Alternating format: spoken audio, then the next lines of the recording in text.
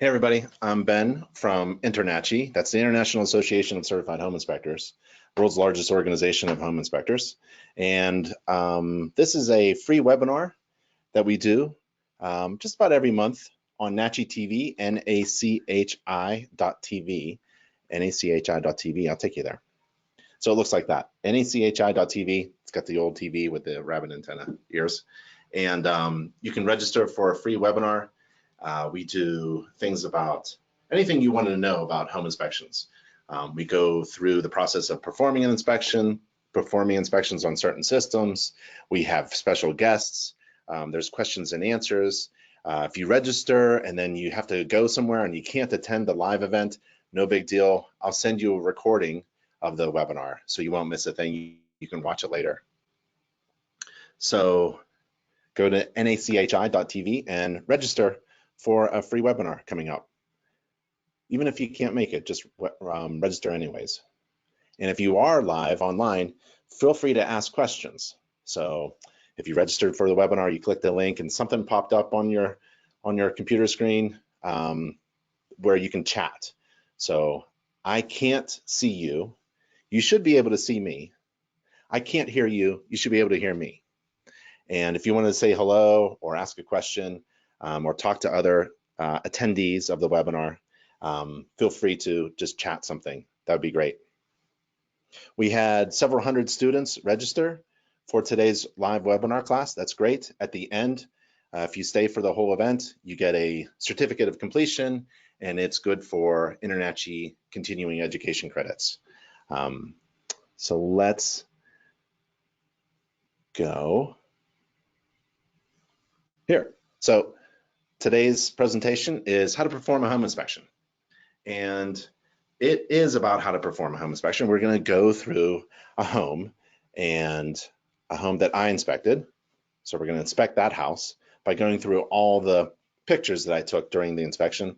And we're going to talk about several other topics like marketing and business and things like that. And if you wanted to contact us, there's the contact page, nachi.org/contact. And that's where we all are, which is a good idea, a good resource. If you're an InterNACHI member, you have at your disposal to use about 40 full-time staff members. And for example, there are 7 very professional, highly talented, creative illustrators, designers, and consultants, and an editor-in-chief that work at the InterNACHI member marketing team. And that department is on the contact page. So if you wanted to contact the member marketing team, it's right there at nachi.org/contact. So let's see. Looks like I have a frozen screen. Let me see if I can fix that. Technology is great when it all works.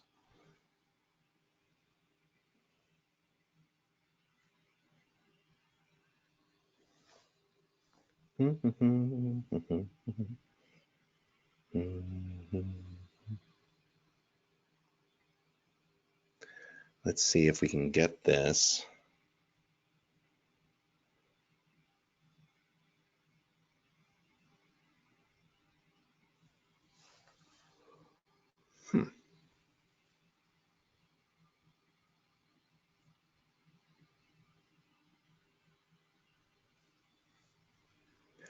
I see. So just hang on for a second.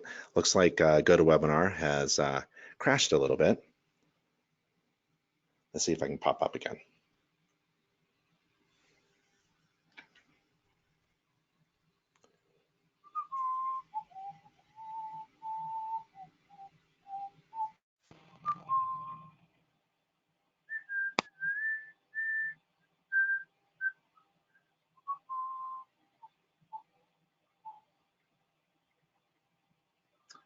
Sorry for this, everybody. Let's see if we can get this to work again. About 1 out of 10 webinars have a serious problem. Okay, so it looks like my camera's back on. Hopefully you could see me and hear me. Again, I can't see you or hear you, but if you have a question, feel free to ask a question using your text. We're also live on Facebook, and that may be causing the technical difficulties. But yeah, so if you wanted to contact the InterNACHI member marketing team, we're on the contact page, and that's at nachi.org/contact. Okay, let's inspect this home, but we can talk about a bunch of other things if you wanted to. We can talk about how to perform an inspection, obviously, software and writing reports, business strategies, scheduling and time management, hiring inspectors or employees, branding, marketing and websites, calculating profitable fees, handling complaints, standards of ethics, real estate agents, job leads, reducing your liability and legal issues, anything you want. So feel free to ask questions, Facebook Live, and through the GoToWebinar system, okay? Shall we continue?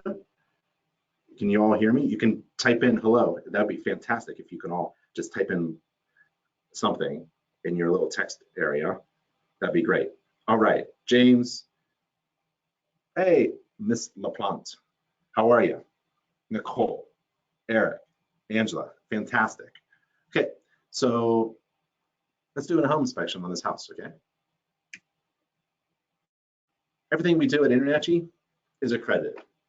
So InterNACHI is an accredited post-secondary educational institution, and we do tuition-free online, live, and e-learning training, certification, examination, continuing education, and we provide CEUs and credit that can actually be transferred to any university in the United States. We're the only home inspection school that's accredited by the U.S. Department of Education. And so when you enroll in a class, make sure it's accredited by someone. So InterNACHI is accredited by the U.S. Department of Education. I believe we're the only institution only college, accredited college for home inspectors that provides tuition-free training and education.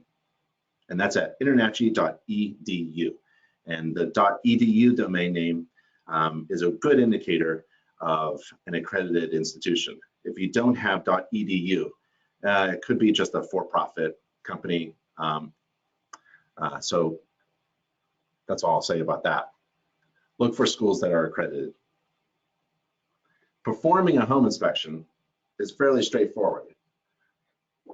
All the knowledge that you need is online and free through InterNACHI. So if you need the knowledge of how to perform a home inspection, how to perform a roof inspection, you can go online, and we have many online resources.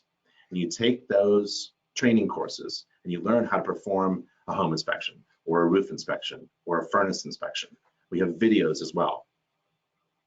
That's the easy part, actually, of being a successful home inspector, of operating a successful home inspection business. What's difficult is building and operating a successful business, because you have to do both. You have to be technically good and also good at marketing. If you're just thinking, well, if I can just be the greatest home inspector, I'll be successful, that's wrong. You have to tell people that you're the greatest home inspector, and that takes marketing and a business strategy. If you are terrible technically, if you are incompetent at performing an inspection because you haven't taken any InterNACHI training, well, and you're great at marketing, well, that's terrible too, you know. So we don't want you hurting the public by being a terrible home inspector, but really great at marketing. What you want to do is you want to be good at both. And so you want to go online and get free online training. Don't pay for any kind of training when you have access through InterNACHI School to free online accredited training. And the marketing and business resources, well, guess what? We have that as well. And I'll show you that later. And you want to attain this. And it doesn't matter if you're in a licensed state or not. In Colorado, where I'm from, it's unregulated. Home inspectors are not regulated. So what What should you do? Should you just become a home inspector in an unregulated area, state or province? No, you should attain some type of accreditation from an accredited institution like InterNACHI. Otherwise, it doesn't mean anything. So whether you're in a licensed state or not, attain something that consumers demand. Consumers are looking for right now, or they're on Google and they're talking to their friends and real estate agents. They're looking for an inspector who's professional and certified. So InterNACHI got CPI, Certified Professional Inspector, trademarked. It's a federal registered certification mark. No one on the planet can say, I'm a certified professional inspector. You can't use those 3 words unless you are actually certified by InterNACHI. It's a good idea to get accredited and certified, sorry. Before we start an inspection, I want to share with you my daily routine. And you can develop your own routine. Try to look at mine and use it for inspiration. I did 2 home inspections every day. I left early, but I came home before 5 in order to have dinner with my family, right? So I leave at around 7 o'clock and I arrive at my first job early. I had an 8 o'clock and a 12 o'clock, 8 and 12. And my home inspections were about 2 to 3 hours long with a break in between. So about an hour in the morning, an hour in the middle of the day of driving, and an hour at night to come home. So it's 3 hours of driving with 2 jobs at about 3 hours. So that's a long day. However, I made a lot of cash. I made stacks of money operating my own business. And I think that's your goal when you're a business owner. If you wanted to make a good living, you could get a good job. If you wanted to make a great living and set your own time and be your own boss and hire people and make a ton of cash and do good things in the world, not just pay your bills, but go on vacation and then do other things, then and take on all the risk and responsibilities that entails in operating your own business, well, that's what we recommend here at InterNACHI. We have all the resources for you to be your own boss and run a successful home inspection business. And again, the knowledge that you need to be technically competent as a home inspector is fairly straightforward, and it's all free and online through an accredited school. But here's my daily routine, where I made about a gross, maybe a little over $1,000 a day. And that's pretty good for every inspector in your company. If they can bring home $1,000 a day, that's good money. That's great money. So I start early, 7 o'clock. I want to arrive at my first job early. Where I come from, if you arrive on time, you're late. So you arrive early and get your stuff, literally, your stuff, like your tool bag, right?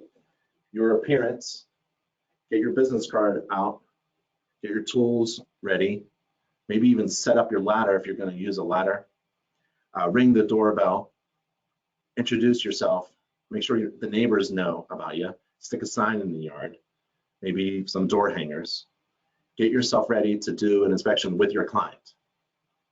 Because arriving late is just a terrible first impression. And in this business, you never actually meet your client until after they hire you and you meet for the first time during your inspection, right? So you want to arrive early so that you're not sweating and you're kind of calm and ready to go. Well, what I did was I arrived early and introduced myself to the seller if they were home occupied, and then I got up on the roof. I did a roof inspection. That's the hardest, most dangerous thing. You're not required to perform, you're not required to walk upon any roof surface, but you're required to inspect the roof. So I did the hardest thing that didn't require me to meet my client, or meet anybody. I'm on my own, so I go up on the roof. If I had extra time, I'll start the exterior. And by the time I get down from the roof inspection, from my ladder, my client's there with me. So my client arrives around 8, right? And we inspect the exterior together. And it's only about 15, 20 minutes to inspect the exterior. The heavy stuff is like the HVAC, the hot water source, the drain waste, the supply, the electrical, the structure. That's the big part of the home inspection. So doing the roof and the exterior, fairly easy, fairly quick. You're looking for big defects, major defects. And you could, this is what I did, I inspected the exterior with my client. I asked my client, what would you like to do? Would you like to go inside and start measuring? That's okay by me. If I find a problem, I'll find you. You won't miss a thing. Or would you like to go around the exterior with me just for a few minutes? And I'll show you a few things. Even before I saw the exterior, I would just have my client with me. That helps me because I'm more efficient. I'm more efficient when my client is with me and I'm doing the exterior of the inspection and I explain the roof. I don't take my client up on the roof because I don't want to answer the phone at night. I want their questions answered immediately while we're performing an inspection. So not only am I learning how to communicate, not only have I learned how to inspect a house, I've learned how to communicate too. I can inspect and talk and answer questions and take pictures and write the software, write the report using my software all at the same time. So it takes a little practice. So you can become a great inspector online, but eventually you're gonna have to inspect your home 10, 20 times, your neighbor's homes. Every neighbor should know that you're the home inspector. Every neighbor in my cul-de-sac on my street knows that I'm the inspector. They don't actually know what I do, but they know I have the infrared camera, the flashlights, the ladder, the moisture meter, and things like that because I talk. Everybody knows that I'm the inspector. So here's my schedule. You have to figure out, are you gonna do 1 inspection a day or 2 inspections a day? Well, I got really efficient. So I was able to do 2 a day. And at about 11 o'clock, I'm finishing up my first inspection, my morning inspection, and I'm striking a card, right? And I'm getting paid immediately. And my report is actually written, and I send that out electronically. You can do a PDF or online report, but send it out because I am not writing my inspection report at night. So I'll show you how I do 2 inspections a day by doing 1 inspection with you. So I get there early and I inspect the roof. You're required to inspect the roof. You're not required to walk upon any roof surface. It's dangerous to get up on the roof. Stay on the ground if you can. Home inspection standards of practice. I use this as a guide, as the foundation upon which to build a very successful home inspection service, right? It's successful because it guides me along. It's a guide. It tells me what to inspect and what's not required to inspect. And it helps me reduce my mistakes, reduce my liability, my exposure to liability. It's a checklist. And if you go there, it kind of looks like this. So here's the InterNACHI Home Inspection Standards of Practice. And here are the sections: roof, exterior, basement, heating, cooling, fireplace, and attic. And here's the roof. You click the roof and it says, the inspector shall inspect from ground level or the eaves, yada, yada, yada. An inspector is not required to walk on any roof surface, even if it's a flat roof that's a 1-story building, a pizza shop or something, or a condo or something like that. 10 feet up, flat roof, nope, you're not required to walk upon any roof surface, according to the InterNACHI standards of practice. If you have a local standards of practice, you ought to refer to that. Okay, so that's at nachi.org SOP. Oh, and let me show you what I use. Let's see if I can get this to work. And I use this as a guide. So I have my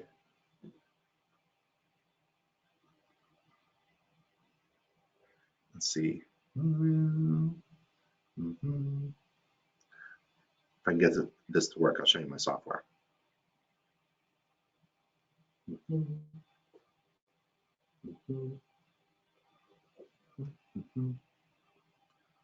So here's my inspection software on my phone. And so I go to my report, and here are the things that I'm required to inspect. And this is mobile software on my phone. Let's open it up a little bit. And it's a brand new report, so I haven't even taken a picture of the photo of the house, but I could actually if I wanted to. So I take a picture like that.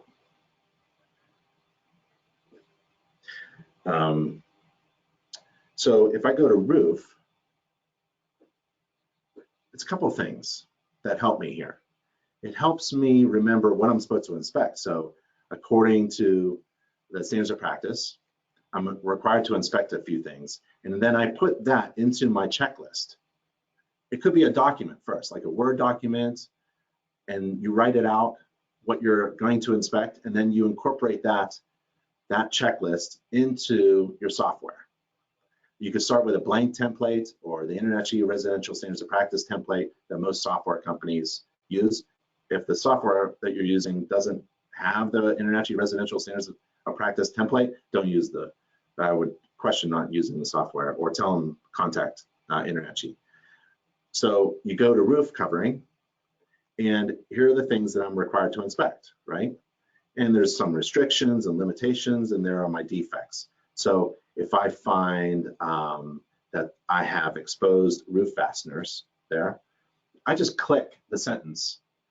I don't type anything unless I have to. And there are the things that I'm required to inspect. So roof covering, flashing, plumbing vent pipes, gutters and downspouts. And if there's a chimney, well, skylight, I can add skylight. And if there's flue gas vent pipes from a furnace or something, I can add that as well. And if I go to roof covering materials, then I can select asphalt, and I inspected it from the ground, maybe I inspected it from the ladder, and I can take a picture of the roof, and I can use that in my report. Now, that's in my report as a picture. And so when I'm inspecting, I'm following a checklist, I'm taking pictures and video. You can take video as well. And it's basically, it makes me look really smart. I can't forget what to inspect because it's right there in front of me. So for flashing, I have wall intersections and eaves and gables, and there's some limitations, and there are my defect sentences. Click, click, take a couple pictures, select the sentences that I want, and I'm done. So I'm inspecting with my software, and my software is what I'm required to inspect. It's in my software, which is based upon the document that I made, which was based upon the standards of practice. You can't mess up. This is how you can do 2 inspections a day and gross $1,000 a day. That's the point. So if you are writing reports at night and you and I are in the same market and we're competing, I'm eventually going to beat you because you're going to wear out. And people are going to get ticked off waiting for you to write a report. While there's someone else in the market, Big Ben Inspections, who immediately after the inspection sends my client a full, complete report with pictures and video. No waiting. A summary and a full report, and I'll show you that full report at the end of this, near the end of the presentation. We'll go over the actual inspection report that I produced. How are you going to beat that? So you have to figure out, if you're not using mobile software and you're not writing a report at the same time, then you have to figure out how you're going to beat that, because that is not something that people pay for. You have to, if you're writing a report and you say something like, well, our reports are available within 24 hours, yeah, that's not good enough nowadays. It's almost 2020, right? You got to get with the times. There's beautiful software that's very easy to use out there. And if you need a recommendation, just email me. And we have some deals with certain software providers. So this is how your daily schedule could be influenced, right? By doing mobile software reports. You can do 2 inspections a day.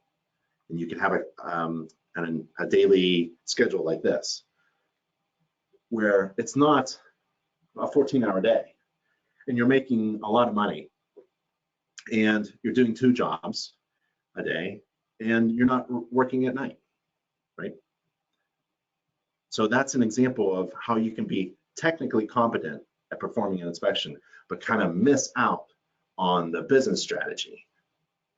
And you're wondering why your phone's not ringing, because there are other inspectors who are providing incredible value. In business, you have to figure out how to provide incredible value that's greater than the cost of getting that service. Okay, so according to the standards of practice, you're required to inspect these things. So I get up on the roof. Again, you're not required to get up on any roof surface, but I get up on the roof because that's part of my brand. I make sure that picture and that picture are in my inspection report, which are passed around. I make sure those are on my website as well. And part of my marketing, my flyers that are designed by the InterNACHI member marketing team, all the design work is free. And if you wanted to get very good at technically what is required to inspect, right? Maybe based upon code. We're not code inspectors. We don't say code. We say things like standard or best practices. But if you wanted to know, what does the code book say about inspecting a roof? Well, that's an excellent question. And I refer you to the International Residential Code. International Residential Code. The most recent iteration is the 2018 IRC, and section R903 is about weather protection, but they talk about 3 things: roof deck, roof coverings, and roof assemblies. And you ought to consider using those terms as well. So roof deck is that which the roof coverings rest upon, right? So you have asphalt shingles, and that's roof coverings, and they rest, and it's fastened to and is adhered to the roof deck. That's the structure that you walk on if you're going to walk upon any roof. The roof assembly is the system. So we don't really talk about roof systems, inspecting roof systems or roof assemblies. You really shouldn't, because you can't see everything, all the components that make up a system of a roof assembly. So the roof assembly is the big thing. A component is something small like fasteners. So you can't inspect every fastener, can you, on a roof assembly or a roof system? No. It's a visual only inspection. It's highly limited. It's extremely restrictive. A home inspection is just a quick look at things, systems, big systems, and roof coverings, including roof coverings. You're required to inspect the roof. Don't comment upon the system. The system includes things you can't see. So why are you commenting on them? Like the underlayment and the flashing that you can't see, and the fastening that you can't see, and the adherence that you can't see, right? So careful with your terminologies, and this comes from the code. So consider using roof deck, roof coverings, roof assemblies, and let's take you to the code because it's an excellent resource. See if I can get you there. Okay, so section R903 of the 2018 International Residential Code talks about roof decks shall be covered with approved roof coverings secured to the building or structure in accordance with the provisions of this chapter. Roof assemblies shall be designed and installed according to the code that shall serve and protect the building or structure. So they talk about flashing. Where should flashing be installed? It's in all these locations. There's a section about locations. It's interesting because it says flashing shall be installed at wall and roof intersections where the wall or something intersects with the roof, right? Like a chimney wall tube, or a pipe penetration, or a sidewall, a dormer, a skylight. Wherever there's a change in the roof slope or direction, so if you have a low slope to a higher slope, and it's not pitch, it's slope, and the changes direction, there should be flashing there. And around roof openings, it says. And that's anything that penetrates through the roof covering. So that could be a vent pipe, that could be a chimney stack, it could be a skylight, things like that. And flashing should be installed to divert water away from where the eave of a sloped roof, intersects with a vertical sidewall. We're an eave of a sloped roof. The eave, that's gutter, right? Gable is the other side. Gutter, eave, where the eave of a sloped roof intersects with the sidewall. That's at the end of the gutter, where the end of the gutter bumps up against the sidewall. That's a kick out.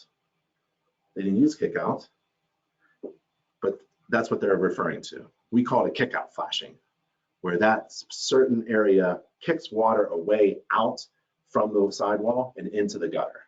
And if that's missing, well, that's a defect. And I call it a major defect because when it's missing, there's usually a hole and allows the water to go behind the siding materials, the exterior coverings. Okay, so I thought that was cool to refer to International Residential Code to get your terminology straight. So these are pictures that I took during an inspection. I take pictures of every plane, every surface, every component, and there's the roof covering. There's my finger touching the rubber roof membrane around the vent pipe that penetrates through. Flashing is required, and if it's torn or damaged, that's a defect. It's not a minor defect. Homeowners don't have the skill set to replace something like this or fix it. It needs a professional, and so that's a major defect. And we'll go over some terminology about that, the differences between them. There's a roof vent, the gutters are filled. That gutter looks okay. I like that shot. It kind of proves that I was there up high where no other inspector goes. So that's part of my brand. I use any kind of ladder to get up there. So there's a collapsible ladder. I hate that they use that term collapsible ladder because it could collapse.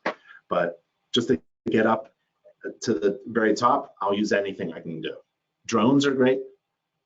Sticks, painter sticks are great. Watch, don't get electrocuted. It shouldn't be metal. It should be non-conductive material. Binoculars, anything. You got to inspect the roof. And so I get up on a roof because, well, I built homes. Before I was a home inspector, I was a builder.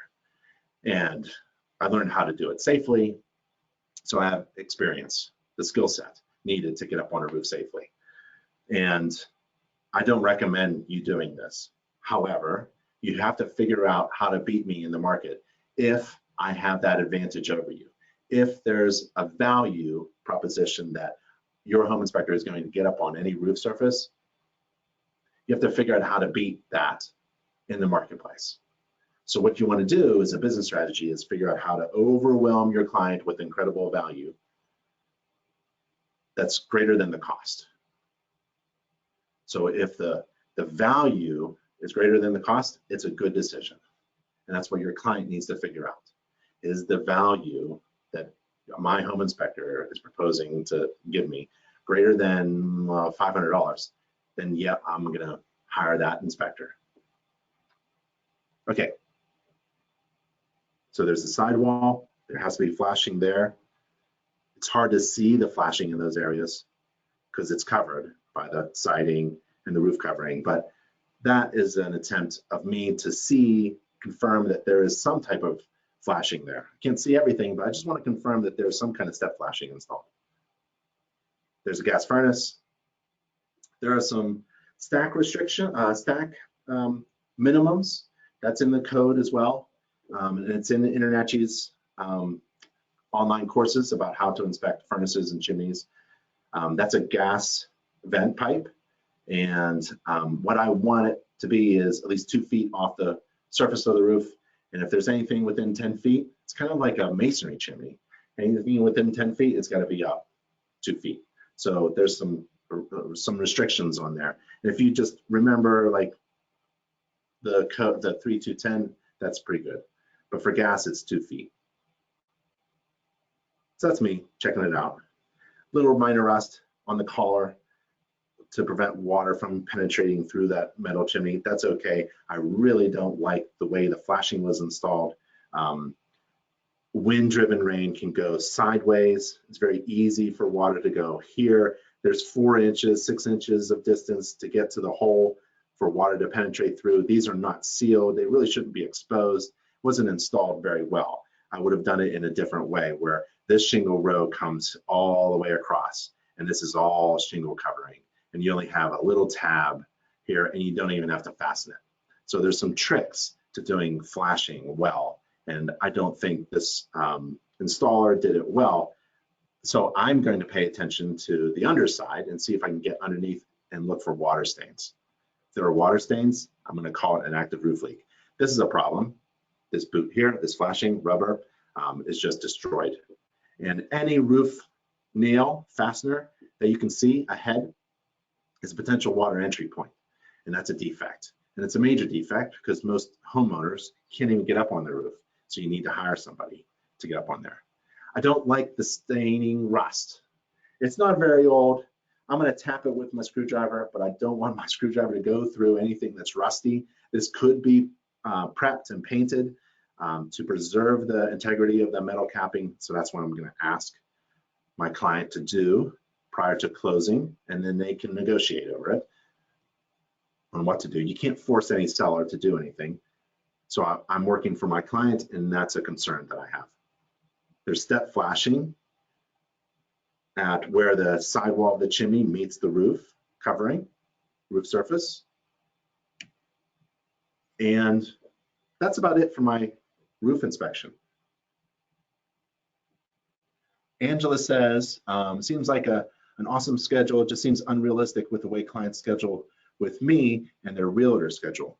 Yep, you ought to, I would just directly ask, if you're working with real estate agents, why don't you ask, what would be a good schedule for your best home inspection experience?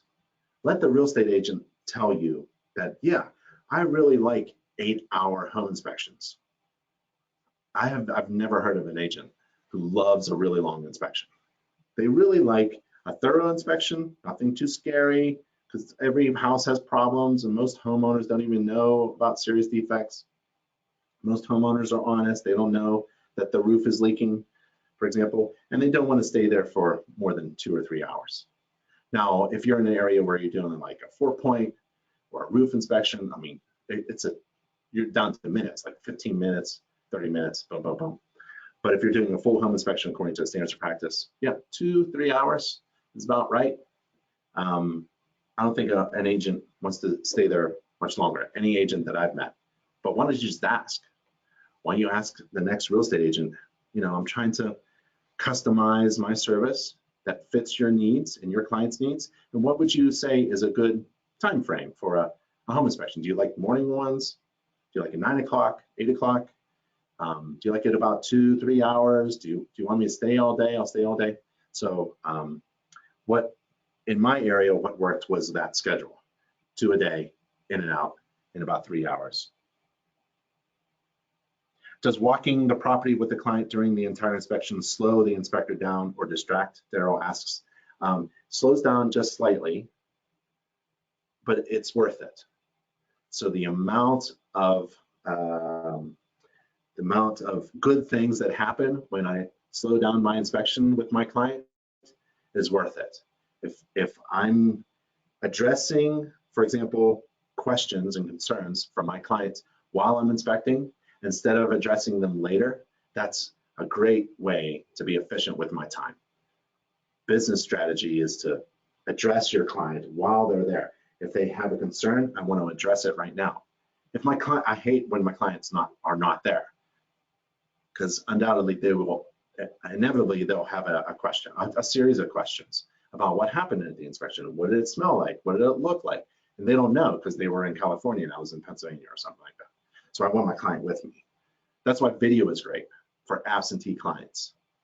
You do a video, you do a body cam. I got a body cam somewhere around here, and you record everything and play the video for your clients. You want to address your client's needs as efficiently as possible, because that could be a drag on your process. Which program are you using in your report? I like HomeGauge, I like Home Inspector Pro. There's EZ, there's Horizon, there's 3D. I have on my phone Spectora, spectora.com. You go to nachi.org/Spectora, and you can find some information there and a video about this software. So I try to learn every software that I recommend, and right now I'm learning that software. John's having trouble hearing us. I apologize. It's sometimes the software itself, the GoToWebinar system. So if you go back to your email and click the link and log back in, that usually works. Do you use infrared in your 396? Yeah, so I use infrared. Let's see if I can turn this on. That's not it. Let's see. Let's see if it's there. Nope, it's not there. There we go.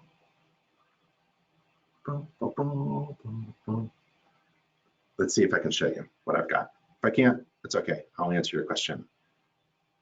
There we are. So here's my infrared camera. And I use infrared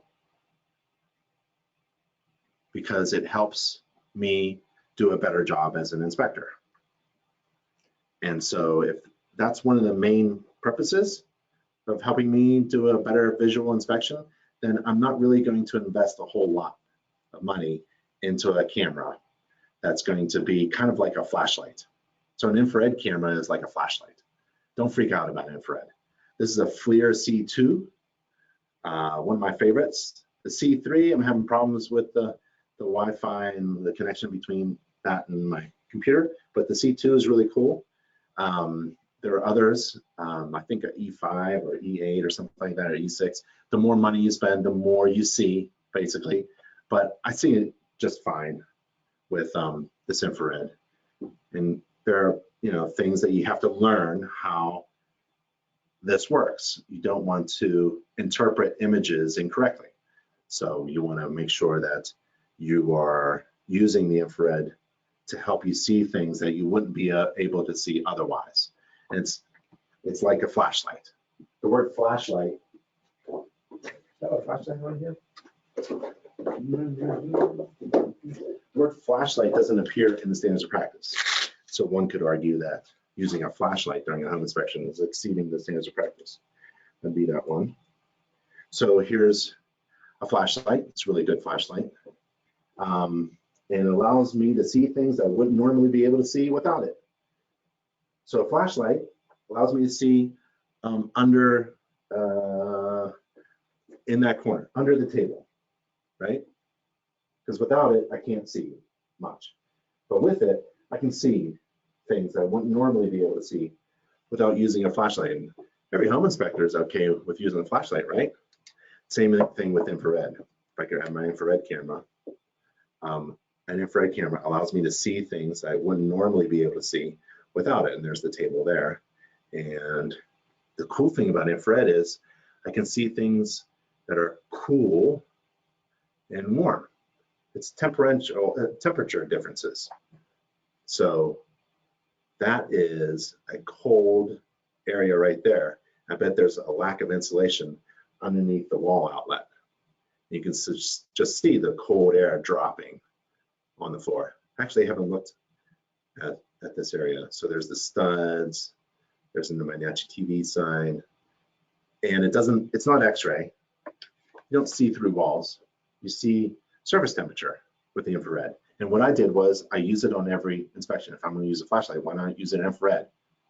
Do I charge extra for it? I could, but I didn't. I just raised my fee because if I provide more value, then I can demand a higher price. Inspectors who just do the minimum, walk around with a flashlight and a screwdriver and no ladder, no home maintenance book, no crawl gear, no infrared camera, their prices are low. You can't really demand a higher price when you don't provide extra value. So I wanted to overwhelm my client, again, overwhelm my client with incredible value so I can demand a higher price. So I can bring home $1,000 a day. And so I just used my infrared camera like a flashlight every inspection. And I included it for free. It wasn't free. I raised my fees. So my clients had the opportunity to pay for my inspection camera. Basically, within a year, I paid for my camera just by raising my fee just a little bit. No one even knew. Cosmetic, minor, major material defects. Those are the types of defects that I identify. There's only one defect that's identified specifically in the standards of practice. And do you know what it is? Which one of those defects is defined in the standards of practice? Which one of those defects are you required to report upon if you see it and deem it to be a material defect? Oh, I said it, material defect. So that's the only type of defect that is actually listed, identified specifically in the standards of practice. There are other things you're required to report upon, like active roof leaks or space that's too big in between the railing spindles, things like that. But a material defect is a serious one. Something's really bad with the house. There's an entire floor filled with mold, or there's something that is like a deck collapse is imminent, something that's going to hurt somebody. A major defect is like a flashing problem that we saw on the roof around the vent pipe, and we need a professional roofer to go up on the roof because a homeowner can't do it. A minor defect is like a dirty air filter, and a homeowner should be able to do it because it's like a maintenance kind of thing. You know, air filters can be changed out. Cosmetic is something that really doesn't show up in our report. It's not really part of a home inspection scope, and it's like a burn on the carpet from an iron, or a stain on the carpet, or a hole in the drywall from the doorknob hitting it or something. It's cosmetic. You can put it, I put it in my reports as courtesy only. Now these are defined in our glossary at nachi.org/glossary if you wanted to use these terms. Remember, we talked about roofing terms, roof coverings, roof deck, and roof assemblies. So these terms are in our glossary, nachi.org/glossary. And are you required to find every defect in a home? Are you required to find every defect in a home? You're a home inspector, right? And isn't that the purpose of having a home inspection, to report upon all the defects in the home? No. So a home inspector is not required to find all of the problems in a home. Home inspector is required to report upon only those defects that she both observes and deems to be material. So if there's a defect above me, there's a terrible defect above me right now, and I don't see it, it won't be in the reports. Your Honor, I'm required to report upon things that I see within the scope of my home inspection and that I deem to be material, so bad it's going to hurt somebody or have an adverse impact on the value of the home. None of one of those things happened, so it's not in the report. I can't see a defect behind that wall there. That everything you need all in one place, that's InterNACHI. Everything you need all in one place. There could be a huge wall behind that, the little banner there, right? Let's say I'm in the basement.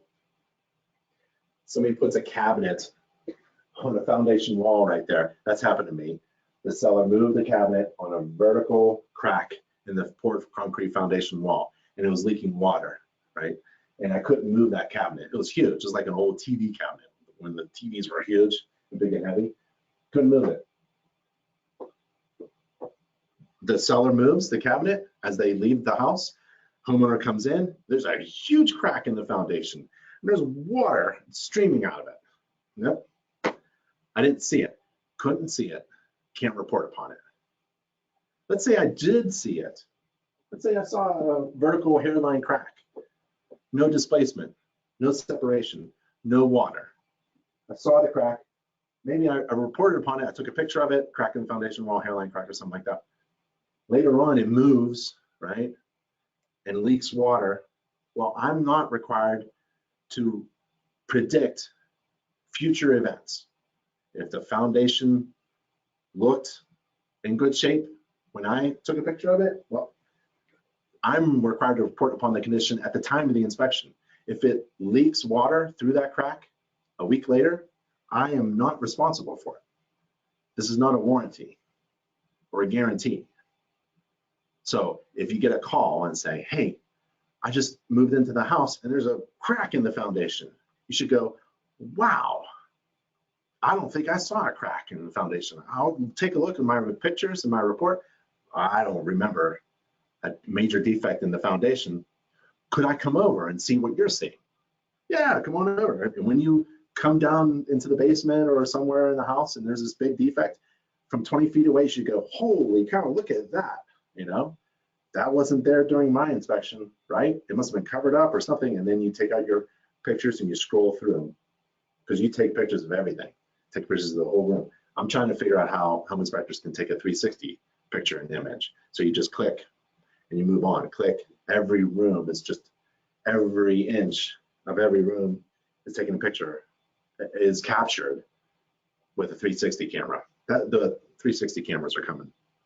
So you want to kind of document what you see in your report. And you're not required to report upon all the defects, only the ones that you both observe and deem to be material. Now that you know that, man, home inspections are a lot of fun. You're not required to find everything. No. Wow, I'm going to use a flashlight, maybe infrared, to see more than I could see to make my inspections a little bit better. But I'm not required to report upon all the defects. There's so many defects in this room right now. I have no idea. Could be electrical problems in the wall, could be water, could be mice under the carpet or something. I have no idea. I'm only required to report upon the things that the defects that I both see and deem to be material, serious stuff. Now you can have fun making a lot of money. We haven't even got to 8 o'clock yet in my first inspection. Let's go. I'm done with the roof inspection, right? I walk around, I'm using my mobile software, I'm taking pictures and video, I'm writing the report. And before I step down from the roof, right, I'm done. I'm done inspecting the roof, I'm done taking pictures, I'm done capturing video, I'm done with everything. Wow. And now I go down and I meet my client for the first time after they hire me. Big smile on my face, shake hands, 5 business cards, because they're going to pass them out a little bit. And I never get 1 business card, 5 at least. So talk to the real estate agents and tell them about the roof. There's a couple defects on the roof. What do we have? The roof covering looks good. Gutters are filled. Rusted metal on the chimney cap. We have a flashing problem around a couple of the vent pipes. Can you think of anything else? No, that's about it. Would you like to go inside and take measurements and do things out there? You won't miss a thing. I'm going to walk around the exterior and perform the exterior inspection, take 15 minutes or so. I would love it if you come along with me, because we can address issues. About half of my clients just want to go inside. They want to get to their ideas of renovation and doing the kitchen and painting and carpeting and drapes and all that stuff. And when I come in from my exterior, I find them, tell them any defects that I found on the exterior, and then I go and do the other systems. So write your inspection report as you inspect. I inspect the exterior in about 15 minutes. And let's do it, okay? Let's see if we got questions here. Getting on the roof can damage the roof by disturbance or granular. Yeah, Angela, you can, especially on a hot roof, you can twist your toes, twist your foot. Let's see if I can get it on camera. I'm not very good at this. So you can twist your foot like that and damage the granular surface of a hot asphalt shingle. So you don't want to do that. These boots are actually spongy soft. I'm not doing it roof inspections, but you can find shoes that look really good and protect your feet and stuff like that, and are very soft for the roof. Some folks use special boots and shoes just for the roof. I used to use sneakers for the roof. And those are really nice. If it's too hot to walk on, you think you're going to damage it, don't. Right? So it's possible to damage roof covering materials, especially like tile. I don't walk on tile. I don't do slate. Metal roofs, I'm careful with metal roofs because I'm not sure what the roof decking is like. Sometimes, I'll step on a metal roof and then be like, oh.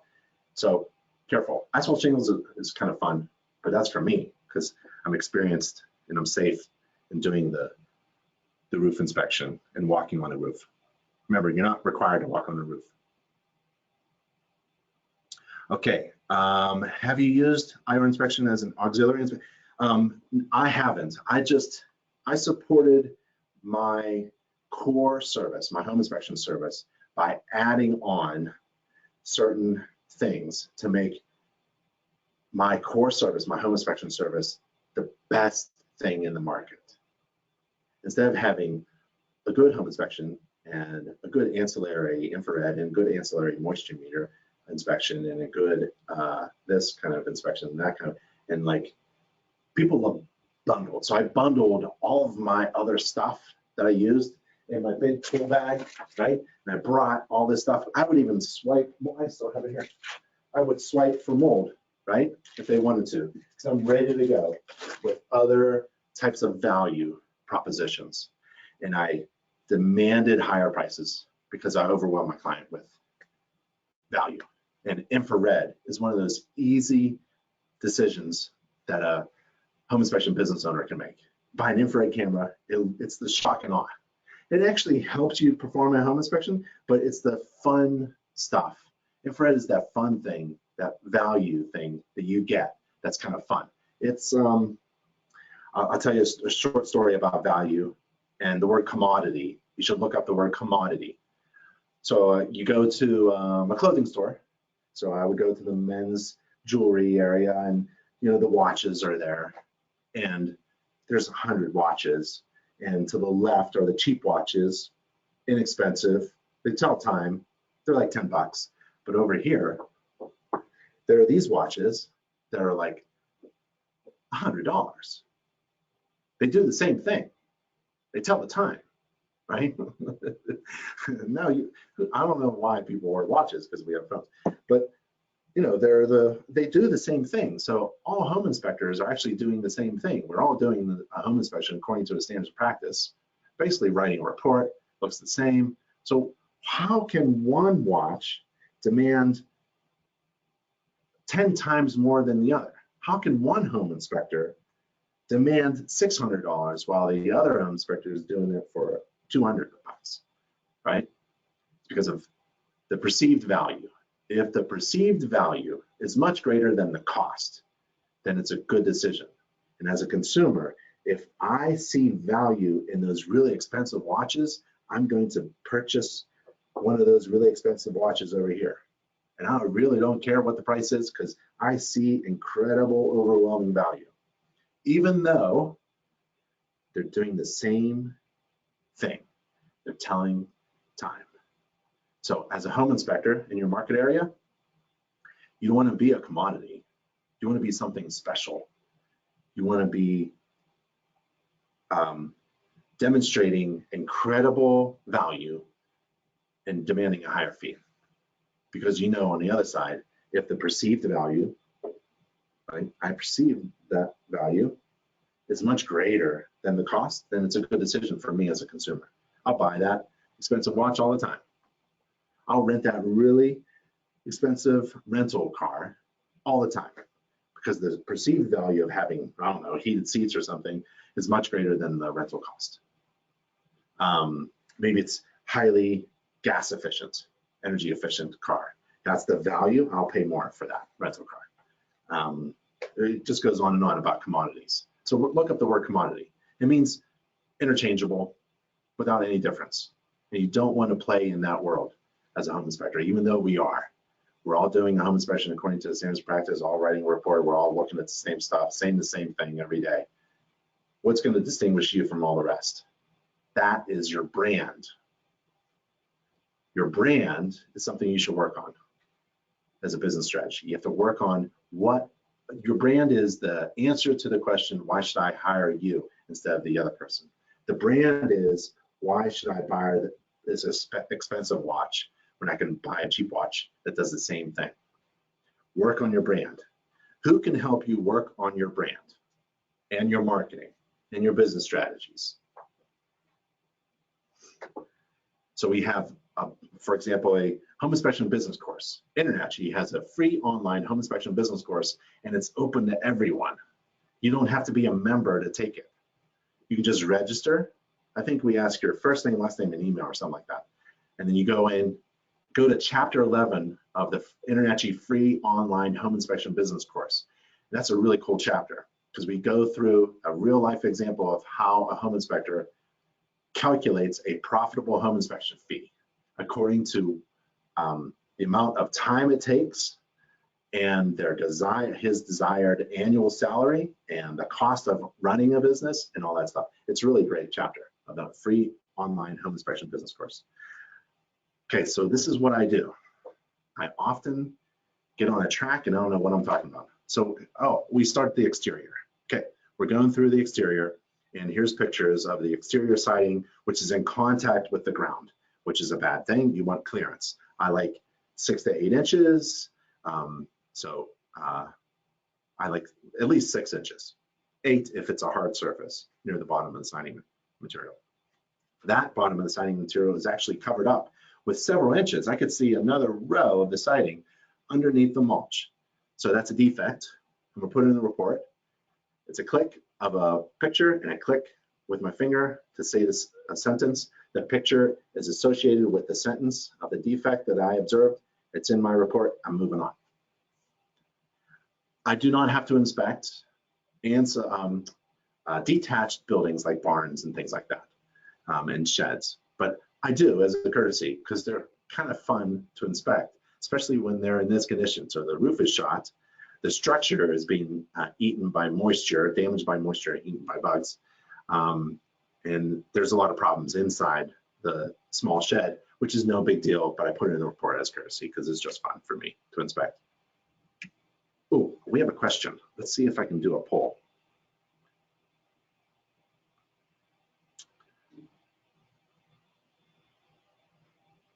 So for those of you on the live webinar, we have a question about, let's see if I can share it on Facebook. I don't know if I can share it on Facebook, but I'm gonna try. And the question is, do you use mobile software during inspections? You select one of the following answers. Yes, I use mobile software. No, I don't use mobile software, just a laptop or desktop software. And third one is I don't have any software yet. And so I'll give you like 10 seconds to answer the poll. I'll take a look at the Facebook questions. I don't think we have any. Jay says on Facebook, hello, everybody. Angela said my audio was out and it came back on. Sometimes that happens. Bruce uses mobile software. Okay, in 5, 4, 3, 2, 1. Close the poll and I'll share results. And let's see what we've got. Okay, so 36% of you said, yes, I use mobile software. That's excellent. 13 says I use laptop software. That's good. And 51% of you, half of you, and we have hundreds of registered attendees, you don't have any software yet. Ooh. So InterNACHI, we have a list of software providers that actually recognize InterNACHI membership and give exclusive discounts because you're an InterNACHI member. And so if you need that information, I can help you with that. Awesome. Thanks for doing that. That was kind of fun. Let's do the exterior so we can get to the fun stuff like HVAC, okay? Okay, so here's the fence. You're not required to inspect fences, but this one's leaning over. I do it as a courtesy. I'm back there anyways. You can see the shed in the back. This fence is leaning over. It's in really poor shape. It's rotten all over the place. I've got one sentence that just destroys wooden fences. It's really damaged as well. You can see the lateral ones are just, it's a mess. Gas meter. So I know that there's, I already saw the gas vent pipe on the roof, right? It's a furnace, probably hot water too. I don't know, but there's the gas meter shutoff valve. I don't like the rust. I'm going to recommend a couple things on that. There's a shutoff valve. There's a rust on the pipe. It should be sealed as it goes into the siding. There's a hairline crack at the poured concrete foundation wall. It's okay on this side. One of the things I like to do is imagine holding a quarter, right? And sticking the quarter on edge into the crack if you can do that, or if there's a displacement of a quarter, either way, I'm gonna call it out as a major problem. but this is hairline so far, but I'm gonna go in the basement and see if I can see anything. Or I'm trying to figure out, is this a basement or is this slab on grade? And maybe that's why the siding is so low, because slab on grade houses tend to like be built right on the grade level and then they cover things up. So we'll see what's going on. Exterior water faucets, front porch. We could see that this is not plumb. Plumb means straight up and down. And it's off to the side. So I don't have time to draw arrows and lines and text and all that stuff. So this is what I use for arrows, my hand. And so this means like the post is leaning. So I put that up. Driveway looks good. Snow covering, so I have a inspection limitation or restriction sentence. I can't see everything because of snow covering. The exterior trim on the garage door is okay. And then I'm looking at, why are these panels not lining up? These panels should be straight on top of each other. So the top panel of the garage door with the window panes, it's kind of like a ½ inch out. So it's not a defect from this side, but I have a feeling I know what's going on the inside. So we'll take a look. You have to remember now, right? What did I want to remember on the other side of the roof? Remember there's that chimney stack, the gas pipe, and the flashing wasn't installed well, and we had those exposed fasteners. Yeah, that's an example of like, here's one component or one observation of a system or component on the exterior, and when you get on the inside, you want to find that same thing and look at the other side of the quarter, other side of the coin, right? So you want to see the other side, what could be causing that defect, potential defect. So I'm going to try to remember to look on the inside of the garage door. There's an electric meter with cable and phone hookup. The meter is good. I try to pull it off the side of the house. Sometimes they fall off. So don't worry about damaging things. As soon as I damage something, I take a picture of it and put it in a report. I'm not supposed to be damaging anything. It's a visual only inspection. So, but if I grab an electric meter box and it falls off the house into my hand, I mean, that's a major defect that I discovered. That's fantastic. If I open up that garage door, that seems a little weird, and it falls down in pieces, all right, that's my job. Well, yeah, it damaged while I was inspecting it with normal operating controls. I wasn't like running into it or smashing it, or holding on or hanging onto it, right? I was just using the door opener and it fell apart. I just grabbed the meter to make sure it was secured to the house and it fell off. Click, major defect, put it in the report. Downspouts are diverting water away from the house. There's my ladder. This is an air conditioner unit, outside unit. It's covered with dense vegetation. I mean, that is textbook dense vegetation, inadequate clearance around an air conditioner unit. I mean, that thing is like trying to work as hard as it can, and it's not breathing very well. I take a picture of the manufacturing labels of anything that I can get my hands on. I don't put it in the report, but if I need to refer to it, then I could, if I wanted to. There's the electric disconnect, should be inside of the air conditioning unit. There's a refrigerant line. The large line is a suction line. It's cool, it needs to be insulated. The smaller diameter line is the liquid line. It should be sealed where it goes into the house. There's a discharge pipe, plastic tube, and it is old and nasty. I guess there's a condensate pump near the air handler, so I'm gonna take a look at that. There's the chimney and the siding, just taking pictures here and there. There's the gazebo wooden structure on the back patio area, the brick patio area. So I'm gonna take a look at that. All exterior receptacles need to be GFCI protected. There's the dryer vent, I think. So there must be a second floor dryer vent or something, or some kind of exhaust hood. I'm not sure, but I can't get to it closely, but there it is. I'll try to find something on the inside. There's a small diameter PVC pipe, looks like a 3/4 inch pipe or something, 5/8, maybe an inch. I'm not sure. I don't know what that's from. I'll try to remember. It's probably like a condensate drain line. Now, what would a condensate drain line be doing above a first floor window? Well, maybe there's maybe the unit is upstairs. Maybe it's in the attic and it's draining out. If it's in the attic, it's usually like Okay, I'm not sure, so I'm going to pay attention to this. Okay, the wooden structure in the back. I don't like that the load-bearing posts go below the surface. The bottom is actually buried in the ground. So I have a stick. You can do one of these. So this is a gardening tool. It's a 3-tine hoe.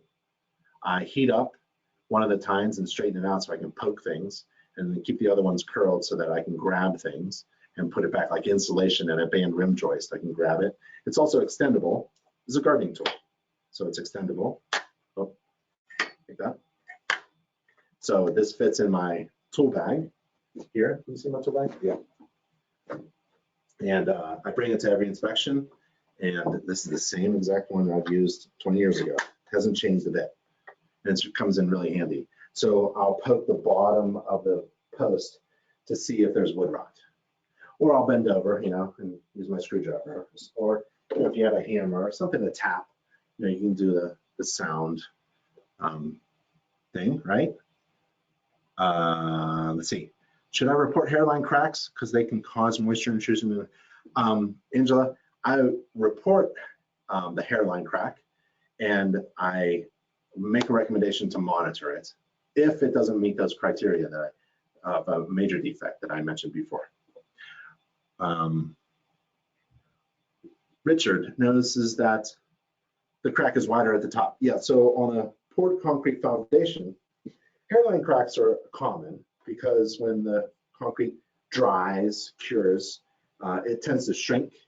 If it's a very long wall without a bend or a break, it'll crack by itself, and that's okay. What we don't want is signs of defects, and that would be a displacement and movement, opening, and water. So if it's hairline crack and it's a little bit more open at the top than it is at the bottom, that makes sense because the foundation wall bottom is essentially stuck, it's secured. And the top of the foundation wall of a poured concrete foundation is, I would call it loose and open, and allows, if it does crack, it'll crack at the top. It'll be more open at the top than it is at the bottom. And that's the typical shrinkage crack. And that could be epoxied so easily. Even if you wanted to make a recommendation, that's a good recommendation because it could in the future leak water. Who knows? It could break open more. It could, who knows what it might do in the future. You're not in the job of predicting future events, but you're in charge of reporting upon the defects that you both see and deem to be major. And if you wanted to, out of courtesy, recommend epoxy at a hairline crack in a foundation wall, I don't see any problems with that. It may not actually be negotiated over because there's no water coming in and it doesn't look really bad. But that's one of the things that I did all the time, especially when it came to like the big major things, major systems. I made a lot of recommendations to monitor and or repair. And hairline crack, oh, we have a couple really good structural courses on how to inspect foundations, walls, piers, structural design elements, and that's in our education curriculum, accredited curriculum. Okay, good questions, good questions. So where am I? Oh, I really don't like how this thing was built. This is not how you build a sound, safe structure that's over your head, made out of wood. The bolts are rusting, wrong kind of fasteners. You don't nail at the very end of a board. You don't attach a board to a post on the side. You let it sit. You cut out, right? So there's a shelf and your joist sits right there. There's so many defects wrong with it. I really just didn't like it at all. And then I saw it was actually leaning. When I should have caught it earlier when I was in the backyard. Remember I was doing the shed roof? I should have looked this way and said, oh, but you know, I go around once or twice. That's the value of going around once or twice on the exterior. It's leaning over. It's leaning over. And it's actually settling. So the one post I was concerned about, when you look back, you can actually see that the middle post was actually settling down. And that's the post that I was concerned about because I can't see the bottom of the post. Ideally, the bottom of the post will be above grade on top of a really nice concrete foundation and a fastening system. And there's many different options. So this is a major defect. I'm really happy. So far I've found major defects on the roof and now on the exterior. And I'm not even in the difficult stuff yet. I'm not even inside the house. And I'm smiling giddy because I charged, what, $500–600 for this, and they have gotten that back. If they negotiate over these defects, they've gotten that back over 2–3-fold, right? So their return on investment so far, I'm down 2 systems, roof and exterior, and my client has a huge return on investment. That's what you should be thinking about as well. That's a hazard for small children, ponds, open water, and the exterior paint is peeling, it's weathered. I'll try to look for wood rot like that. That is major wood rot. You can just tell it's all squishy. So if you stick your screwdriver in there, which I often do, I take a picture of it. You know, someone complained once that I caused wood rot or something. No, my screwdriver just discovered wood rot and explained that the structure of the wood is no longer, the integrity is no longer sound. You can actually push a pencil, a screwdriver, or any kind of object, your toothbrush, through rotten wood, right? I don't carry toothbrushes, I carry screwdrivers. That's why I put a picture of a screwdriver going through wood rot in my inspection report. It's kind of fun to explain. Wood rot. Exterior siding, it could be washed, no big deal. That's really cosmetic. Got some algae on it. Exterior. So, you know, these pictures are me stepping away and taking a look at the exterior one last time before I go in, right? So you want to think of like 3 distances when you're inspecting anything on a house during an inspection. You want to think of far distance away, long distance. You want to cut that in half and come in nice and close, or closer, cut that distance in half. So let's say 30 feet away, and now you're at about 12 feet away. You want to take a picture, and now you want to move in real close, a couple feet away, maybe within touching distance. You'll see a lot of pictures have my hand, I'm touching on things, right? Because I want to get real close, and then I take another picture. So you want to have like 3. When you're doing an infrared scan of a room, one of the recommendations is to think like that. So you walk into a room with your infrared camera, and far away you want to take a scan, and then you want to move in half distance and take a scan, and then if you see something, you want to move in to where you can almost touch that anomaly that you see in your infrared camera. That's how I inspect every system, actually. Gas-fired furnace, right? Go into the basement or the furnace room, take a picture of the entire system and see what's going on, and then you move in closer and you can see, oh, okay, this is where the air filter is, that's the condensate pump, and that's the, okay, and then you touch every component. And what do I inspect in a furnace? I don't have to remember. Checklist is on my mobile software, right? Helps you be more efficient and make less mistakes. Michael says, I haven't mentioned the vegetation growing on sunny. I probably won't mention all the defects. This is, you know, my report is actually really thorough, and, you know, this is a class and I'm trying to go a little bit faster because it could take a long time if we went over everything that I actually inspected. So there are probably defects here that I haven't mentioned. And I know that I'm not going to mention everything. Angela wants a webinar on new construction. You got it. We can do that. Daryl, will you include all of your pictures in the report, or only one showing defects? So I provide all of my pictures to my clients, thermal images, all of my pictures and all my videos. I try to put all of them in the report, but you can't really. So it all depends on your software. There's a lot of cover your backside with all the pictures in a file, and then you select the ones you want in your report. I'll show you my report at the end of this presentation here to give you an idea that I took. I think 350 pictures total, but only about 40 showed up in the inspection report. And I provided all of my pictures to my clients and all my photos to my clients. We used to do it on CD, then USB, and now just electronic. So they can look at them from the cloud. And I never had any problems with that. It always helped that I was transparent and I showed everything to my client, showed my cards. And I think one of the concerns that home inspectors have brought up is that, what if I take a picture of a major defect and I don't put it in the report, and I give my picture of the major defect to my client, and my client goes, hey, there's a hole in the roof. You have a picture of it, but it's not in the report. Okay, so you don't have a problem with like, you don't have a problem with the question, should you give all of your pictures to your client or not? You have a problem with performing an inspection, right? Because if you saw a hole in the roof, took a picture of it, and forgot to put it in the report, yeah, you're responsible for that. And you can't hide behind that. So don't worry. If you see a large hole in the roof and you take a picture of it and a video of it, you should be putting it in your report automatically. Because if you take a picture, you should be using this.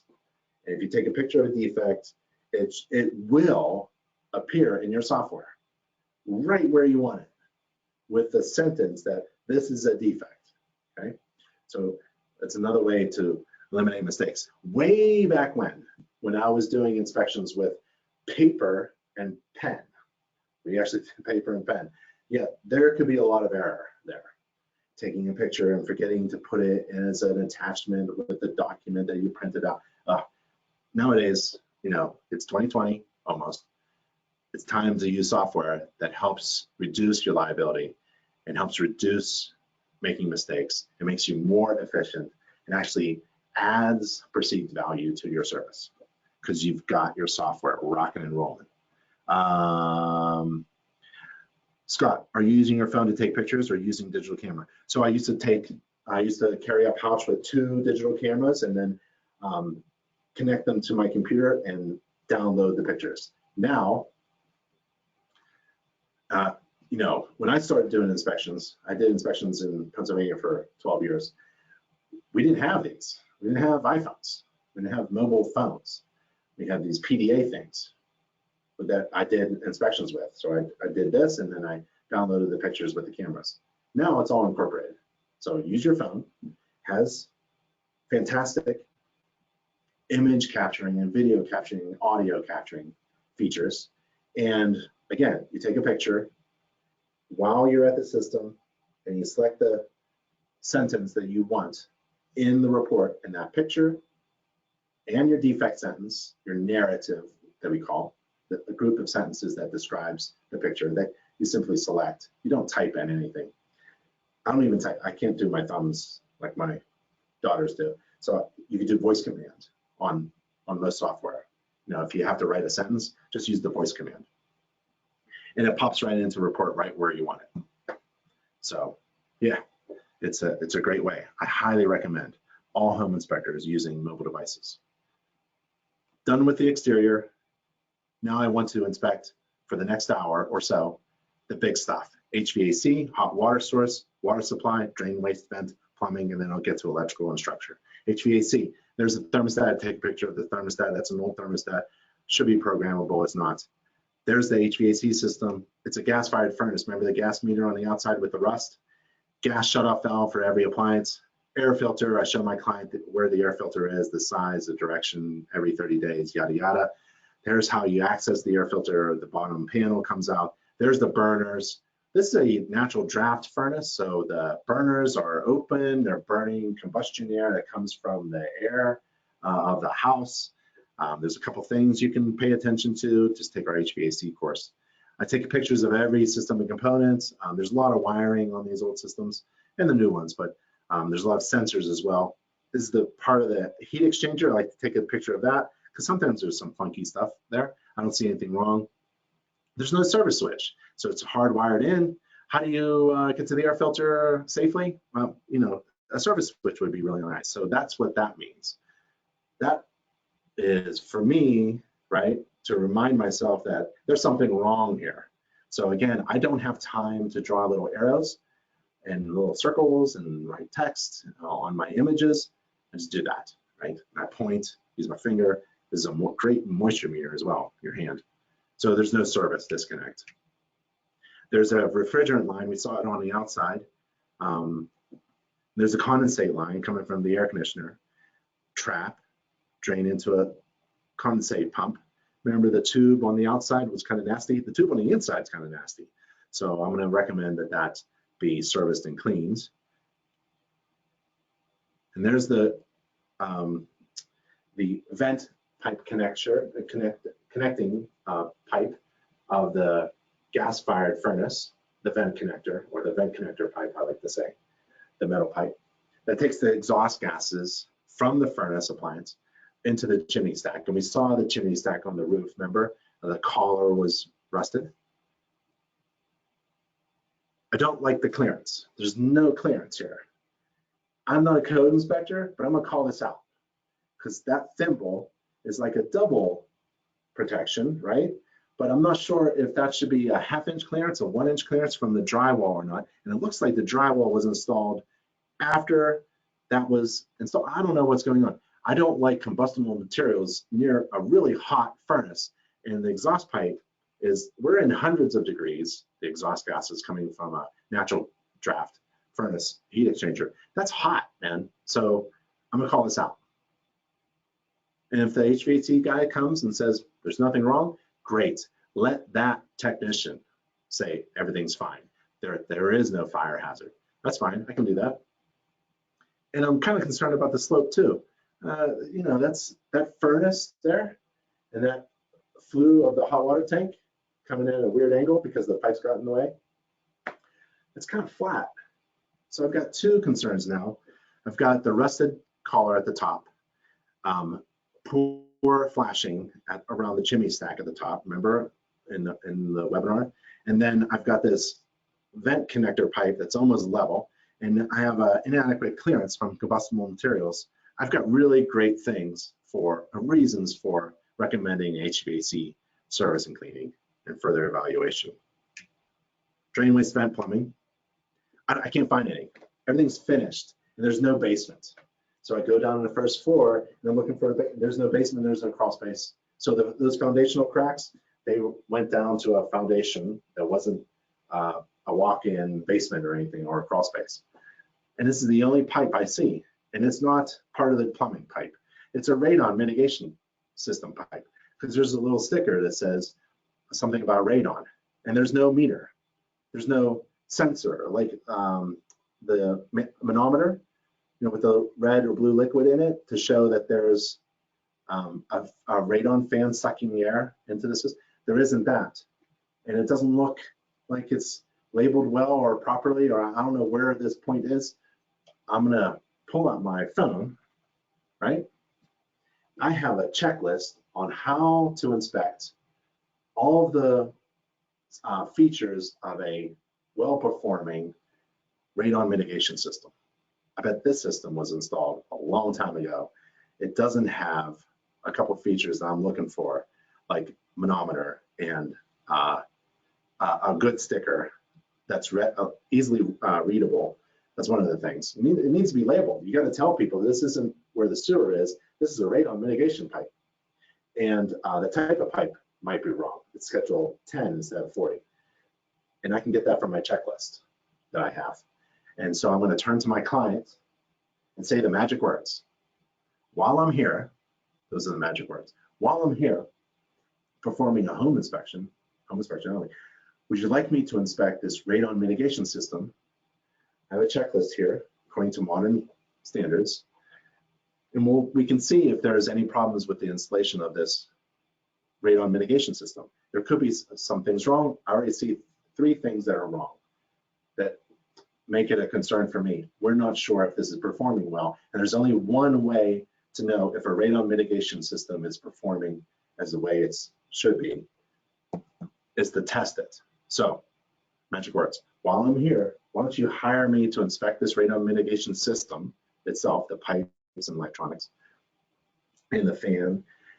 And while I'm here, why don't I perform a radon test? Oh, this is ancillary inspections. And this is where profit is. So I'm here performing a home inspection, and I come across something like a radon mitigation system, and I have an opportunity for my client to get more information. And I can provide that information while I'm here at a low cost. Because while I'm here, my prices for while I'm here ancillary inspections are a little bit lower, right? Because while I'm here, this is just basically profit for me. It's only going to add a few more minutes of my time, right? But a lot of gross income. So in business, think of a fraction to make money. This is a very simple, simplistic idea, but you may get the point. So remember in grade school math, and you have a fraction, top is numerator divided by denominator. So on the fraction, the top is your gross revenue divided by what? Time. So what you want to do is have a huge top, have a huge numerator, have a huge amount of gross, as much gross revenue as possible. So that's home inspection, and you attach ancillary radon mitigation system service and ancillary radon gas test, right? So that's a couple $100 more divided by your time. If you don't expand your time, that's good. You're making a lot of money in a little bit of time. What if it was flipped? What if you're making $200 home inspection and you take all day long? You take 6 hours to perform a home inspection. That's bottom heavy. You don't want to do that. To be profitable, you want your gross revenue really big divided by a little bit of time. And to be more efficient, you want to squeeze that denominator. You want to squeeze your time. You don't want to run through a house and screw all your clients because you're not inspecting everything like you should be. You want to be efficient with your time. And efficiency comes with one of these things, right? You want to be efficient with your time. And a mobile device, mobile software, helps you reduce your time. And adding ancillary services, ancillary inspections, adds to your gross revenue, hopefully without adding too much time. You're going to add some time, but maybe not too much.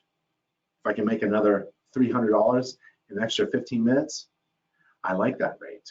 I'm going to do that. I'm going to add those ancillary inspections. How do I do it? I'm going to look for opportunities and say the magic words. While I'm here. While I'm here.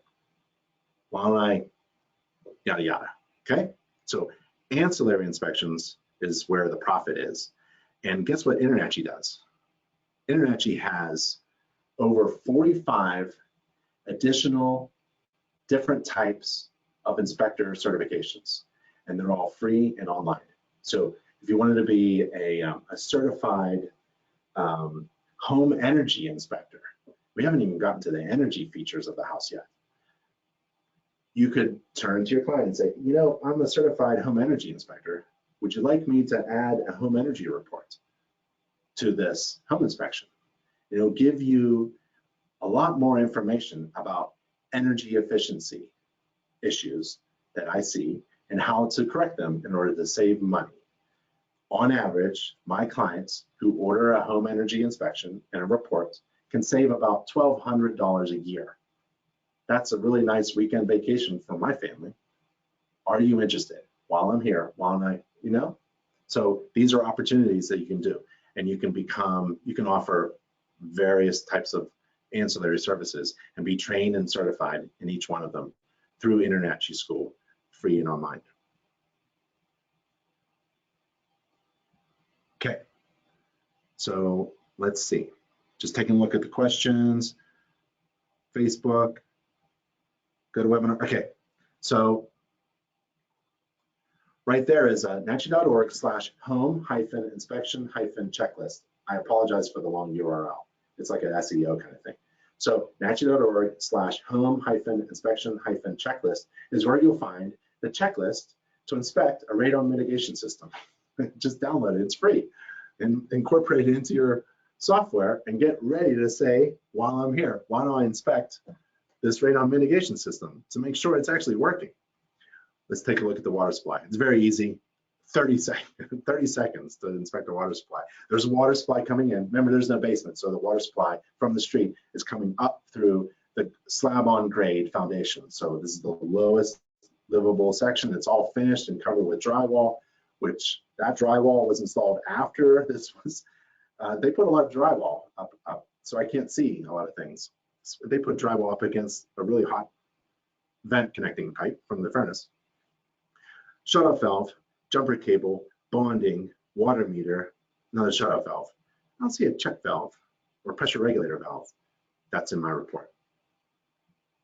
It's not leaking. The best way to determine if something's leaking is you use your hand, best moisture meter ever invented, and you just wipe the bottom. And if there's watermarks, that's a leak, right? Because it's like impossible to put your water meter underneath a bolt, you know. It's just, so use your hand. I use my hand on every valve. So if I'm looking at a bathroom sink, right? Open up the cabinet, look at the bathroom sink, the trap, and I get my hand and I wipe the bottom of the valve and the bottom of the trap, and that's pretty good. That's a pretty good way to test, see if there's a water leak. Water source, hot water tank, gas fired, shut-off valve on the cold line coming in. There's the temperature gauge. Don't mess with it, but that's how you change the temperature. I document the temperature gauge. Someone accused me once of cranking it all the way hot. Turned out to be the plumber forgot. He was testing something and forgot to turn it back. So the plumber was there at the end of the inspection. I was wondering, hey, what are you gonna, we're fixing the, okay, so I'm putting in the report. So document things prior and after. That's why I take a picture of the electrical panel before I touch it and then after I touch it. Manufacturing label, natural gas right here is an indication of a backdraft of the flue. I'm not too concerned, but I'll put it in the report. That's a plastic washer. It could be removed, but it's there. It's not like a functional thing, but it's melted. So that means we did have a backdraft. It was probably once, probably won't ever happen again. I don't know. It could have been, it's a natural draft. So these things burp a little bit, you can explain, but I'm gonna put that in a report. There should be a carbon monoxide detector as well installed according to local code or national code or best practices. So whenever there's a natural vent, natural draft, that means air from the room is going up into this flue pipe. And there's no fan. There's a possibility of it backdrafting, and it's hot flue gases. And sometimes they'll scorch something or melt something or deteriorate something that's close by. And so this hood is the natural draft vent hood, and it could be backdraft, and it could cause a problem like that. And that's an indication of a prior problem. So now I've got a plumber coming. TPR extension pipe. No leaks at the bottom, that's good. It should be extended to the floor. There's a couple things that you should probably pay attention to on every TPR relief valve, how it extends to the floor, through the pipe and all that stuff. And how do you know what they are? There's actually 14 requirements of a properly installed TPR relief valve discharge pipe. Where's that? In the latest International Residential Code, section P208.04.6.1. I wouldn't refer to code, but I would use code, and just like you use InterNACHI's free online courses as a foundation upon which to build a really good inspection process. So use these two. All of InterNACHI's courses are based upon standards. So if you take the courses, that's fine, but if you wanted to look at the actual code, it's available to you. So there's 14 things that the TPR valve needs to comply with. There are 14 requirements. One of them is the TPR discharge pipe has to be going down slope.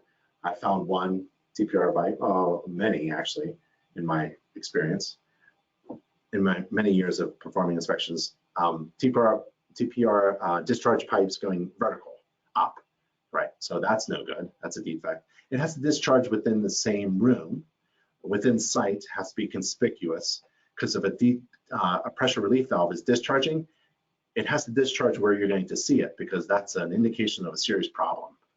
So you can't be discharging it outside into the gutter or underground or somewhere nobody can see. It has to be in the same room, it has to be conspicuous, right there. So a couple things like that. Structure, it's a slab on grade, so any picture that I take of the lowest livable finished floor, that's the structure. I really can't see anything other than those little hairline cracks in the foundation. Attic and insulation. When I get to the attic and insulation, wow, I'm moving along. I'm doing really well, but I really can't enter this attic because it doesn't have a floor, so it's not safe. Fiberglass loose fill insulation, looking kind of fluffy all over the place, a little disturbed here and there, probably because of the cable or phone technician. The structure looks good to me. Trusses, if I see any modified, cut, damaged trusses, that's no good. You can't modify or cut or damage a truss after it's installed without a structural engineer taking a look at it.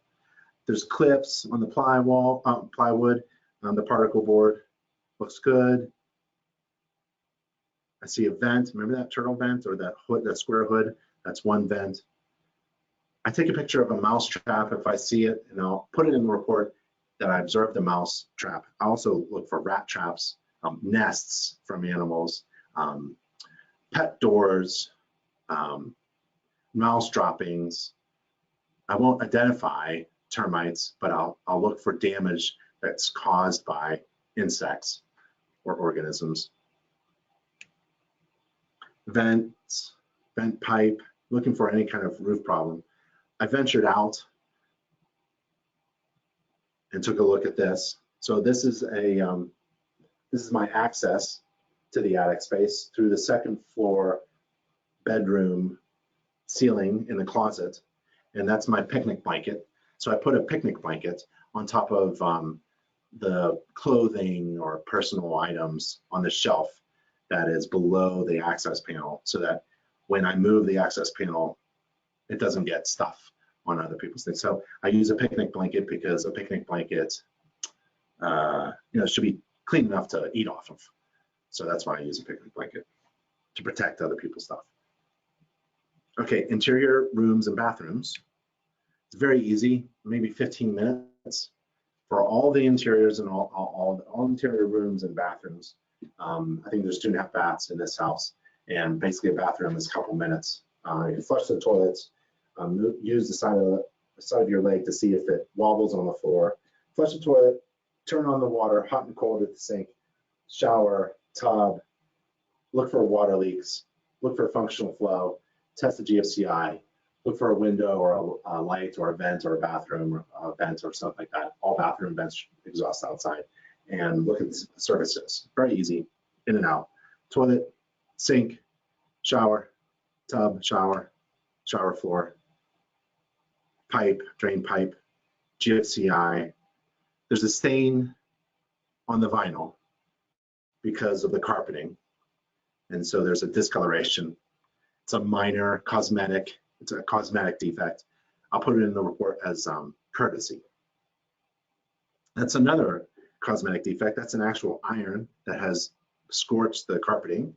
I'll put that in the report as courtesy. Open and close, representative number of windows, representative number of doors, representative number of wall receptacles. So I'll take a picture of what I did, take pictures of every room. Any smoke detector without a battery backup is a defect. Any smoke detector that's yellow, that wasn't designed to be yellow, is a defect. It's an indication of age. And that one doesn't work. So I tested it, and it actually didn't work at all. So that's what that cross finger means. Next bathroom, same thing, toilet, shower, tub, GFCI. I'm not really concerned about the plumbing traps. You're not supposed to have S traps, P traps, or the standard. There's the vent coming from the second floor bathroom.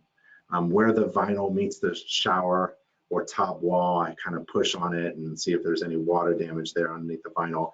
This floor has a cut in the vinyl. It's also discolored and stained, just like the other one. There is no plumbing access panel for the shower. No plumbing access panel there. I can't see the plumbing from the access panel. I like to have plumbing access panels. Another bathroom, there's the S trap. So the sink is probably gonna gurgle. GFCI protection.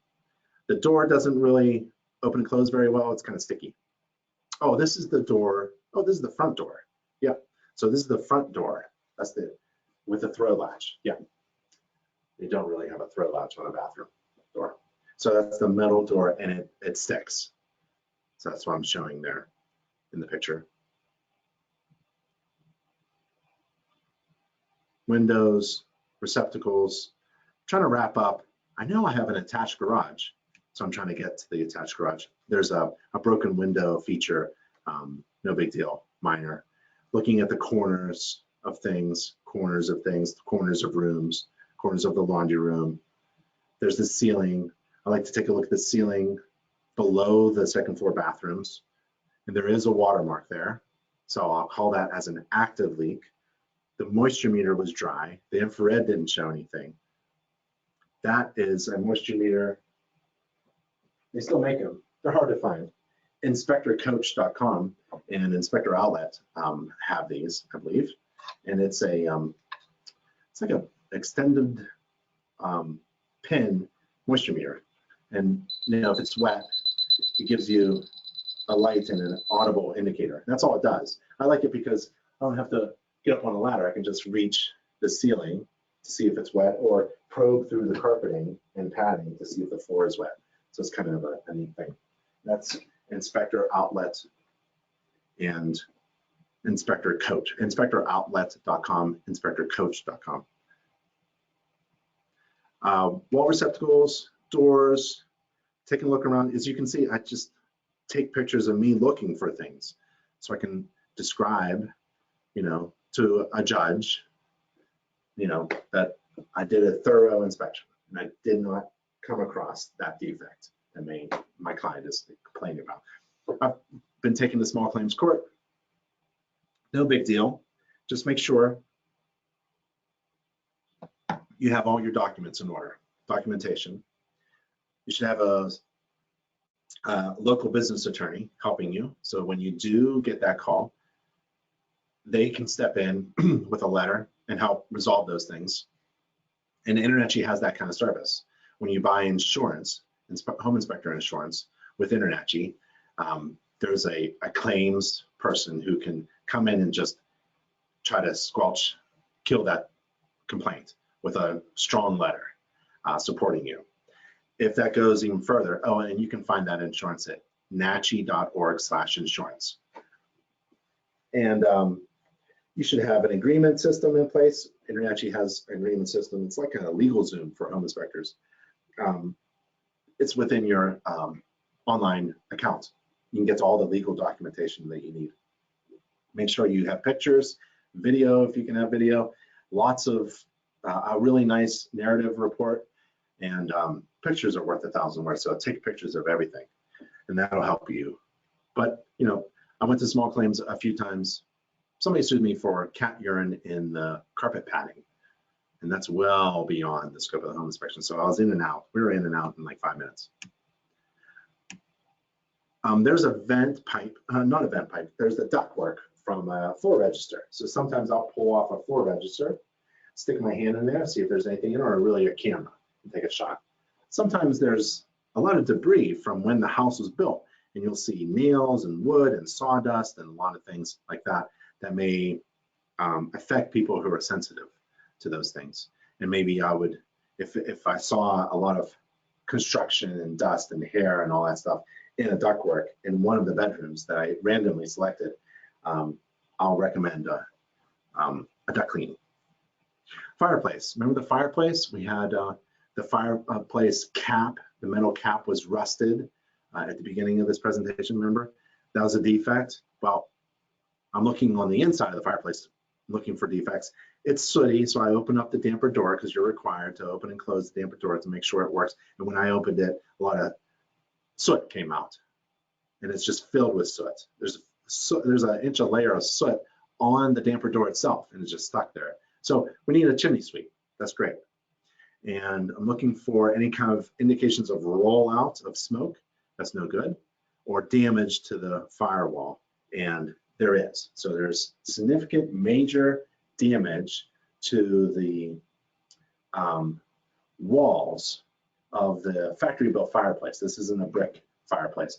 It's a factory-built fireplace, and those panels can be replaced, and they really need to be replaced. cannot have breaches in that firewall and have a fire. It'll just catch the chimney on fire.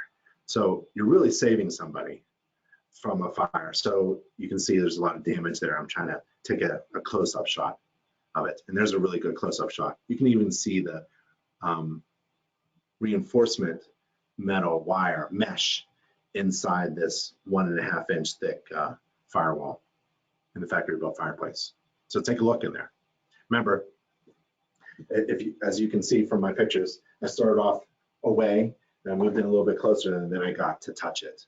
And by the time you get all the way to touch it, you already can see that what you want to focus on is the defects that are both observed and deemed to be material. Laundry. I hate untested, I love braided pressure tested hoses. Those are not. Those are the cheap rubber hoses that tend to burst open when you're on vacation. The dryer outlet is an older house, older inspection, so those have changed. There's a water catch pan underneath the clothes washer, which is great, but it's actually damaged. So the rim of the water leak catch pan won't catch any water leaks. The garage. Here's why there was displacement of the panels that we observed a long time ago in the inspection, almost 2 hours ago in the inspection, right? It's because we're missing actual nuts and fasteners on the hinges of the panels of the garage door. So that's kind of cool. There's a couple that are missing. That's why it's loose and it sounds nuts when you open it. It's like that. I mean, there's just loose, missing nuts and washers and components of the garage door. So that's a great catch. Careful opening and closing it. So open it and closed it. And there are 10 steps to inspecting a garage door opener that's attached to a garage door, a vehicle garage door overhead. And you can follow those 10 steps easily. You don't have to forget them on your mobile device, right? You have your checklist. So we have a couple courses on how to inspect a garage door opener and a couple of videos on how to inspect a garage door opener in those 10 steps. So I would take a look at InterNACHI's free online courses and videos. Using normal operating controls, the open and close, there's the mechanics. That's the first step. You check for the red handle release, and then for the rest of the garage, all receptacles in the garage, all of them have to be on a GFCI. And the panel, the main electrical panel is in the garage. I'm looking at all the corners, looking for damage, water damage, insect damage. Remember, we had a lot of siding above the bottom of the siding that was buried by vegetation and or like mulch and ground. There wasn't any clearance, so I'm kind of concerned. This is my opportunity to look at the structure of the home because the rest of it was just finished. There was no crawl space or basement. And then I want to demonstrate with this picture that I tried to see everything, but I really can't. There's so much stuff in my way. A visual inspection is really limited and restricted. And a picture's worth 1,000 words. So if I got sued or brought into court or something, or had a complaint, I would show that this was what I was working with at the time of the inspection. It's very difficult to see everything. So I'll take a picture of my flashlight in my hand and a picture of that, just to demonstrate that I'm really trying to look and see everything about the structure and maybe how the bottom plate is attached to the foundation.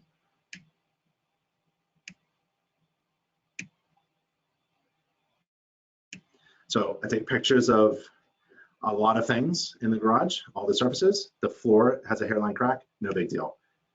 In this picture, there's a major defect. Can you see what it is?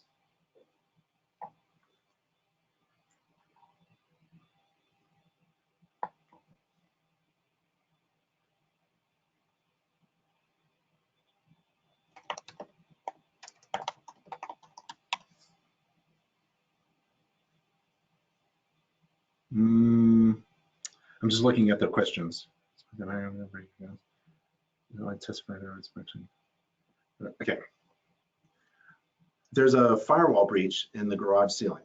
You can't have exposed wood and an opening and a pull-down stairs in a garage. So this was installed maybe by the homeowner, maybe by the builder, not sure, doesn't matter. You can't have it. You can't have this in the ceiling of a garage, residential garage. Fire starting in the garage will just blow right through this and then will spread throughout the whole house. And there's also damage to the drywall over here. So you can't have damaged drywall either because a fire will find that breach. So that's what it looks like. And here's the attic above the garage. Wiring and all that stuff, and up the radon fan. There's the radon fan. So we can take a look at that and see if it's compliant with modern standards for a radon mitigation system. And that's why that one flashing, remember the flashing on the roof was so damaged because it was different from all the rest. It was rubber, a cheap rubber thing that the radon mitigation system folks installed. So I used to install radon mitigation systems. So I know a little bit about inspecting them. There's the flue pipe from the furnace. Remember that? Looks good. I don't see any watermarks. Remember, I was concerned about the flashing and the fastening. Looks okay. I don't see any signs of prior or active leaks. And then there's the chase. Now this chase comes from that furnace room. And you can see that some of the walls are insulated and some are not. The walls that are not insulated are actually the walls in the garage, and the walls that are not are insulated are the ones that on the other side are conditioned rooms. And what we don't want is conditioned air escaping the house and being chased up, essentially. So this is a stack, and there's a natural physics thing that goes on in buildings that air tends to have a stack effect. Every building has a stack effect where air tends to be sucked in from the lower areas and exhaust out naturally, vented out, and sometimes by pressure, and sometimes usually unintentionally. And stacks like this should be sealed up to prevent any kind of escaped conditioned air from escaping into the outside. So that's a home energy efficiency opportunity. And if I was inspecting the home and I was certified through InterNACHI as a home energy inspector, I would turn to my client and say, while I'm here, would you like me to report upon some energy deficiencies that I observe and some opportunities to save energy with insulation and air sealing? There's that damaged drywall. Somebody stepped on it or stored something up there. So that needs to be fixed, and that's the surface. Okay, electrical panel. It's in the garage. You're not required to remove the dead front cover. Don't. It's hazardous. It can be fatal. So don't do it.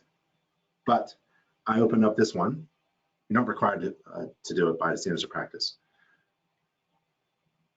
And what I'm looking for are major problems. Like the easy defects to find are the breakers that are really fat, big breakers, like a 20 or 30 gauge breaker and amp breaker, and on a small gauge wire. Big breaker on a small gauge wire. And got one. So here's a 20 amp breaker on a 14 gauge wire. That's an improper site. That's an impacity problem. That's overfusing. So in our electrical course or our standards course, 25 standards or electrical course, how to perform a residential electrical inspection, this has gone over a couple times. So you want to identify those defects. You don't want a big breaker connected to a small wire. Kitchen.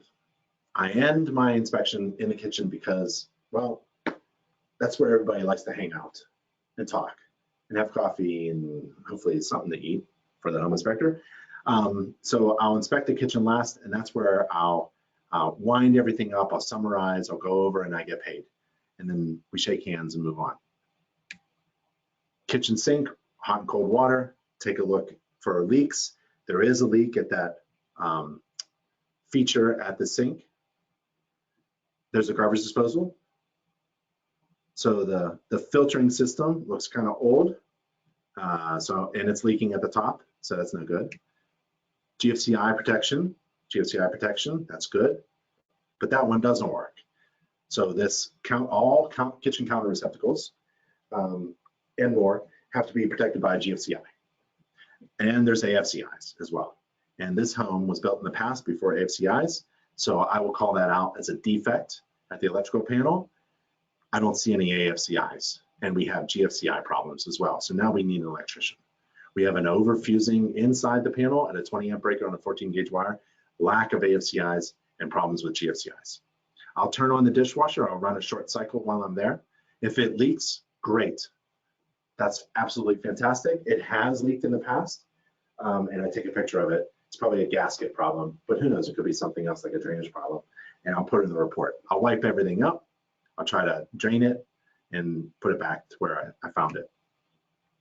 Stovetop, oven, ideally it would be venting outside, especially if it was gas. I would recommend a vent over the range that exhausts outside, but this one's okay.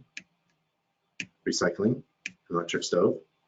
I do a summary, it's about 10-15 minutes.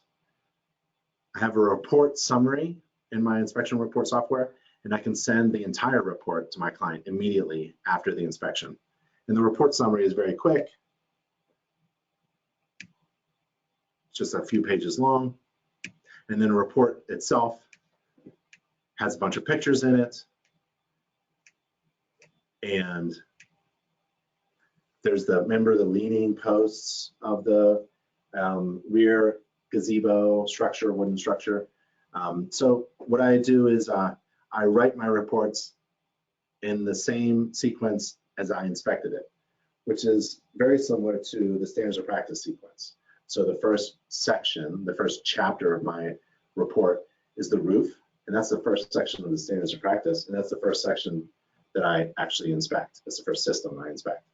Second system I inspect is the exterior, and I believe that's the second system of the standards of practice, and that's the second chapter of my inspection report. And it's also similar to how the home maintenance book, the InterNACHI home maintenance book, now that you've had a home inspection, house problems are yours. It's basically the gist of the home maintenance book. And inside, it's a really nice home maintenance book. It's only $2.70 each.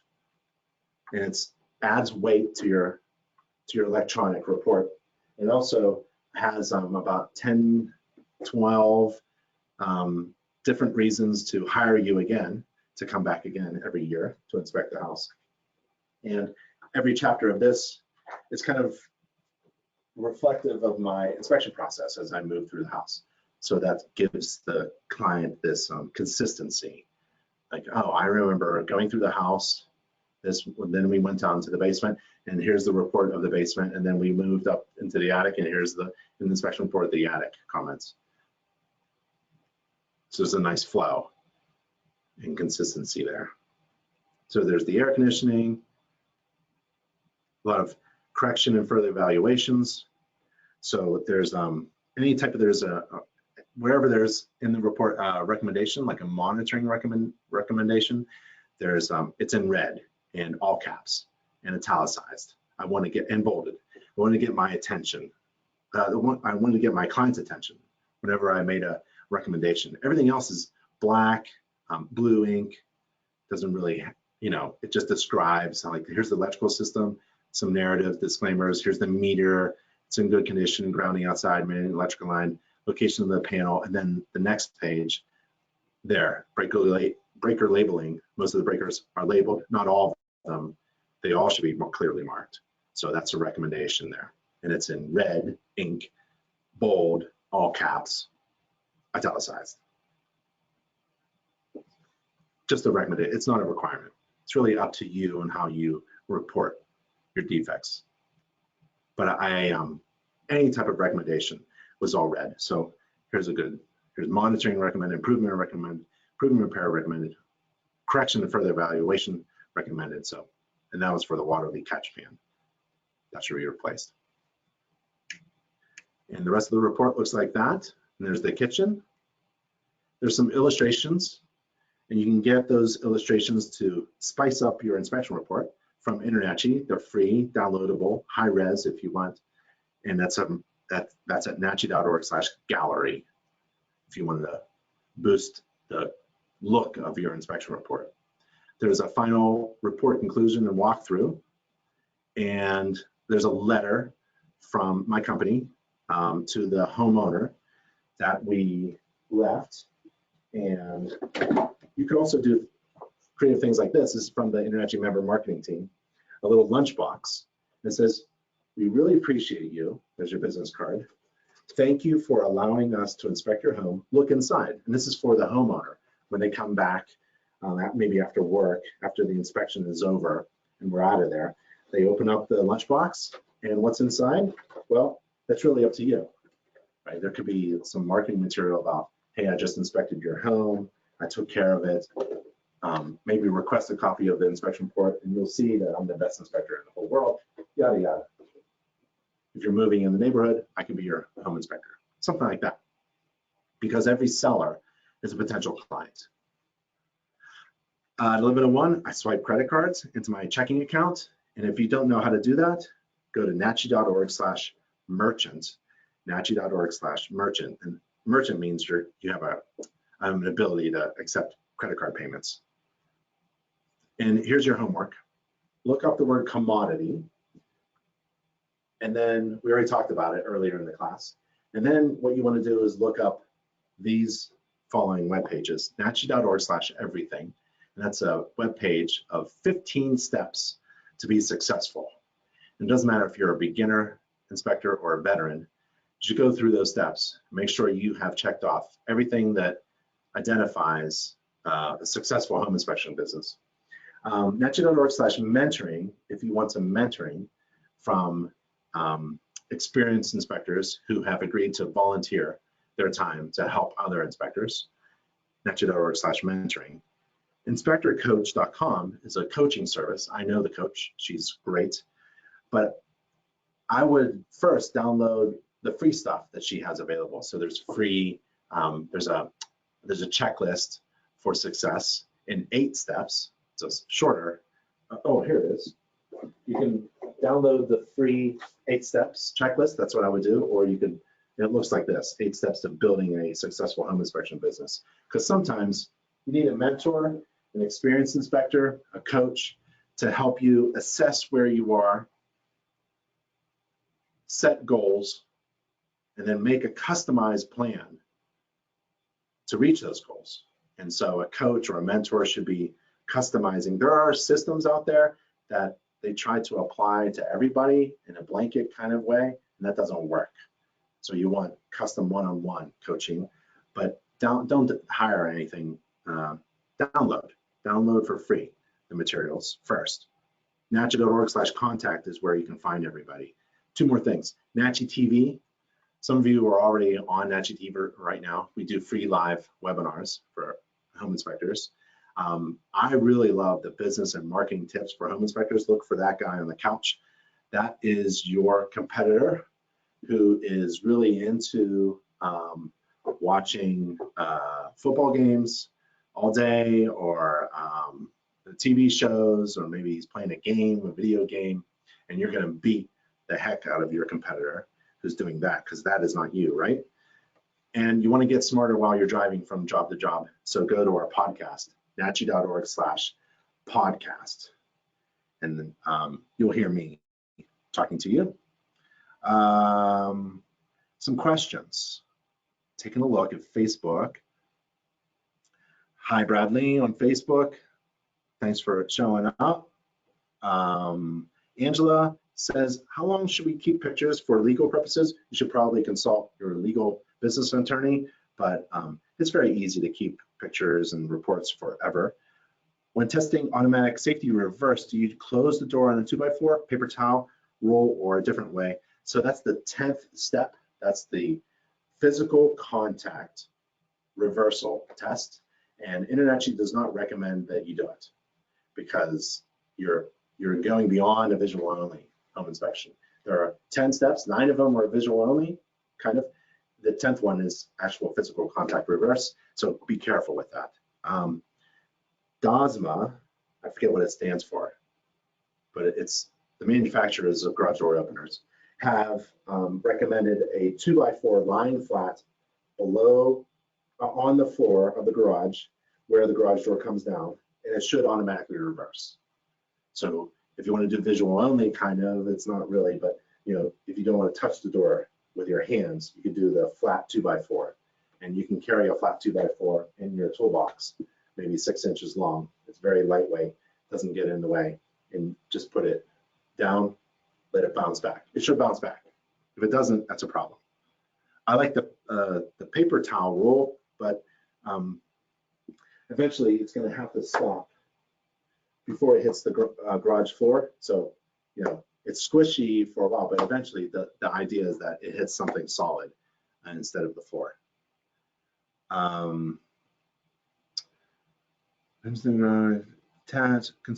So if it's a detached garage, there's less concern about a fire moving from a detached garage to a house, right? Because it's detached. There's some clearances, if it's within 3 feet. There's a couple of things in the standards in the building codes where you want some drywall. But you know, the idea is that if it's an attached garage, you don't want any, like, you want to look for ductwork, you want to look for openings, you want to look for breaches, you want to look for the seams, you want to look for everything that allows a fire to blow through that firewall into the house on an attached garage. Detached, it's less of a concern. You're right. Tamara, concerns about the electrical wires close to the flue stack? Yeah. Like I said before, there are defects in my presentation that I'm not going to identify them all, but I think we identified earlier in the presentation where there was a flue pipe, hot flue pipe that could be too close to combustible materials like the drywall. Yep, I hate seeing wires lying on hot duct. I mean, it's just insane. Especially chimneys.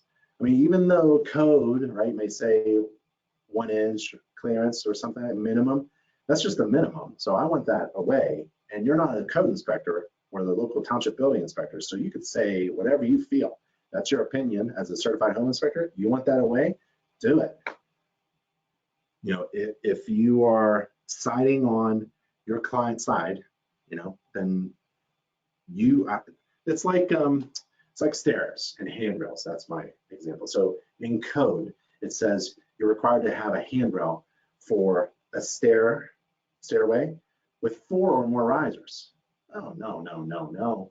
I'm a home inspector. I'm not a code inspector. If I see 1 step, 2 steps without a handrail, I'm calling it out as a defect, because I have family members and I have friends and I know people who can't make 1 step without a handrail. Just can't. I mean, you need a handrail. And if that's my client, I am not going to notice that and not say anything. I'm a home inspector. I'm going to be on the side of my client. So that's an example of what a home inspector does and what a code inspector does. Code inspectors are stuck in code. I don't have a code book. They're stuck in that thick code book. They can't go beyond it, even though they know that an old person needs help going up a stairway. They can't make that recommendation. They're stuck. It must be really frustrating to know that code stinks in this particular situation. And they probably just wish they were a home inspector so that they can make recommendations that are applicable in the real world. So that's an example of what I do. I see 1 step, handrail recommendation, bam, almost immediately. Yep. Let's see. That's the beauty of being a home inspector. Right. Would you call retro 2-prong with no ground a defect? Yes. Because modern day receptacles have a ground, right? So if you're expecting to buy a home that's built to standard, right? I mean, you want AFCIs, protecting everything, just like a modern home is. You don't want an agent to try to convince you that it's grandfathered. Well, it's grandfathered. Well, another code thing is the space between the vertical spindles of a rail can be more than 4 inches. Can't have a 4-inch sphere. You can buy this from Inspector Outlet. Can't have a 4-inch sphere pass through the space between the spindles of a handrail. That's the modern code. Now, if a house was built in 1975, that's 6 inches, I believe, if I remember right. But it's unsafe. Most of the homes that home inspectors inspect were built to code 30 years ago, which means that they have inherent defects in them simply because they were built to code back then. And people have gotten hurt since then, so they've revised the code so that people don't get hurt. Children don't fall through railings anymore because code changed. So if you ever see a space between spindles that's large enough for a 4-inch sphere to pass through, that's a defect, and you're helping children not get hurt. Unfortunately, code changes when someone gets hurt, like the fire code. Unfortunately, fire code changes because of things that happened in the past. So you can feel that connection with helping people that you just met by knowing what the standards are and being able to make recommendations beyond those standards, right? So the sphere with the railing, the AFCI's recommendation, the 2-prong thing, these are all good recommendations, reasonable recommendations for home inspectors, right? They are unreasonable recommendations for code inspectors.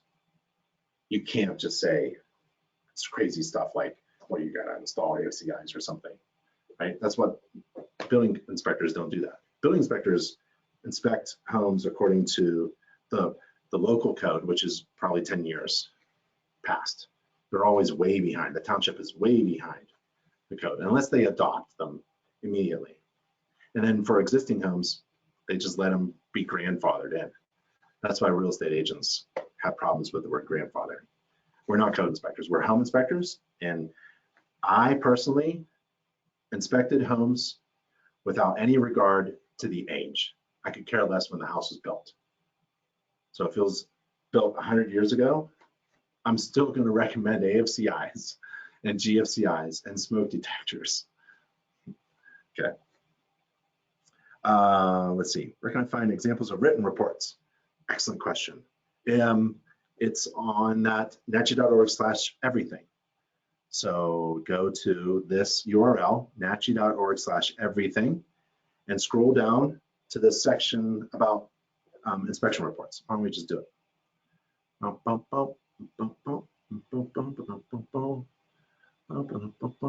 Okay, so here's nachi.org/everything, 15-step checklist for home inspector success. You scroll down and there's resources for your website. It's really good. You gotta have a website. And then reporting software.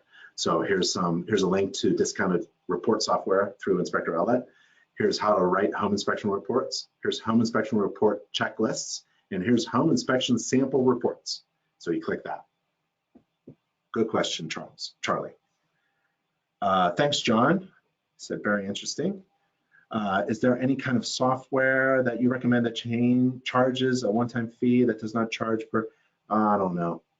I kind of like the per report, per month, charge per month, like $79, I think is, I don't know what it is for Spectre. Let's say it's $100 for Big Ben inspection report software, right? I can make $100 in a month. If you can't make $100 in a month, you got a problem, right? I may not have $1,200 to buy an entire year's worth of software, but I can certainly go month to month. So that's that's how I think. That's my business strategy, but it could be different for you. So I don't know if there's a software with a one-time fee. I don't know. That's part of the calculation when you're making a business decision. Obviously, how much does it cost? But you also have to figure out, like, what do you want? You want to write while you inspect, and you want the end report to be better than your competitors. So you want the best software at the best price that's easily accessible for you. So yeah, you have to figure that out. And I've been through a lot of software, and it's turning out to be like, there's software that produces PDFs, there's software that produces reports in the cloud. I kind of like the cloud stuff because you can't put a video in PDF. You can put a video up in the cloud, so you may want to think about that as well. And if there's one thing that people are going to judge you on, it's your inspection report. It's the one marketing piece. Your inspection report is actually a marketing piece, and it's got to be really good. That's why you want the best software and for the best price, and you want to work on your narratives or your sentences almost every day.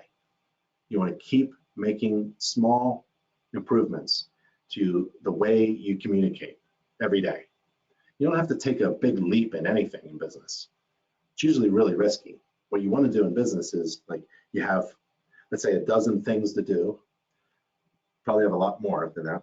But let's say you have a dozen things to do. You want to do a little bit of work every day. You want to move forward, you know, you want to move like a lever, you know, like a soundboard where you turn off the sound. You want to move forward, you know, a little bit of marketing, a little bit of report. Okay, let's deliver some pitches to real estate agents and talk to them. Let's work on the website. Let's upload to social media.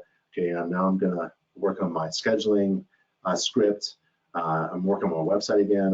You know, you don't want to go on one thing and concentrate. I'm gonna learn how to inspect EIFs for the next month, and only do that one thing. The rest of your business, it's crapping, right?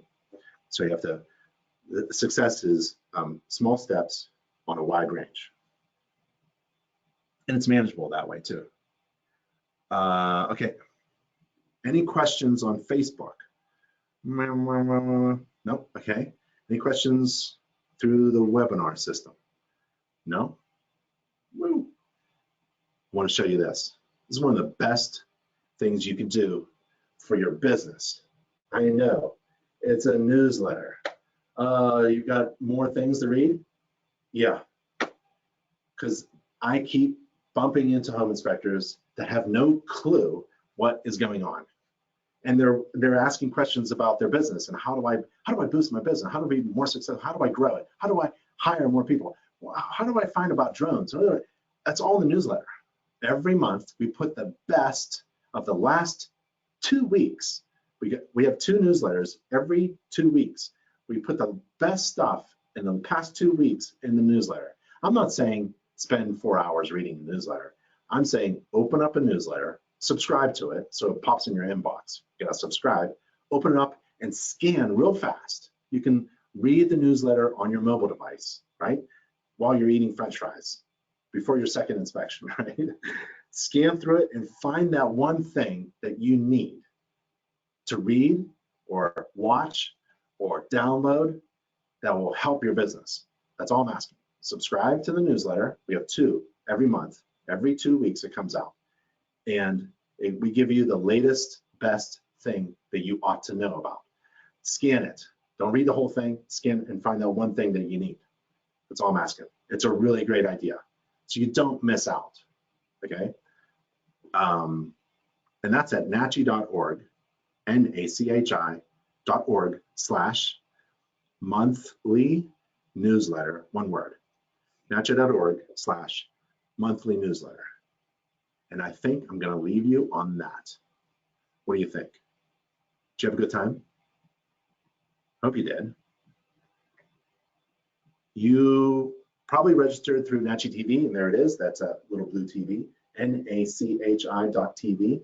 That's where we have free webinars, and we talk to each other and have a lot of fun every month or so. So I'm Ben Gromicko from InterNACHI.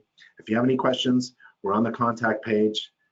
And remember your homework, look up commodity, go through these URLs, /everything/mentoring, inspectorcoach.com and /contact.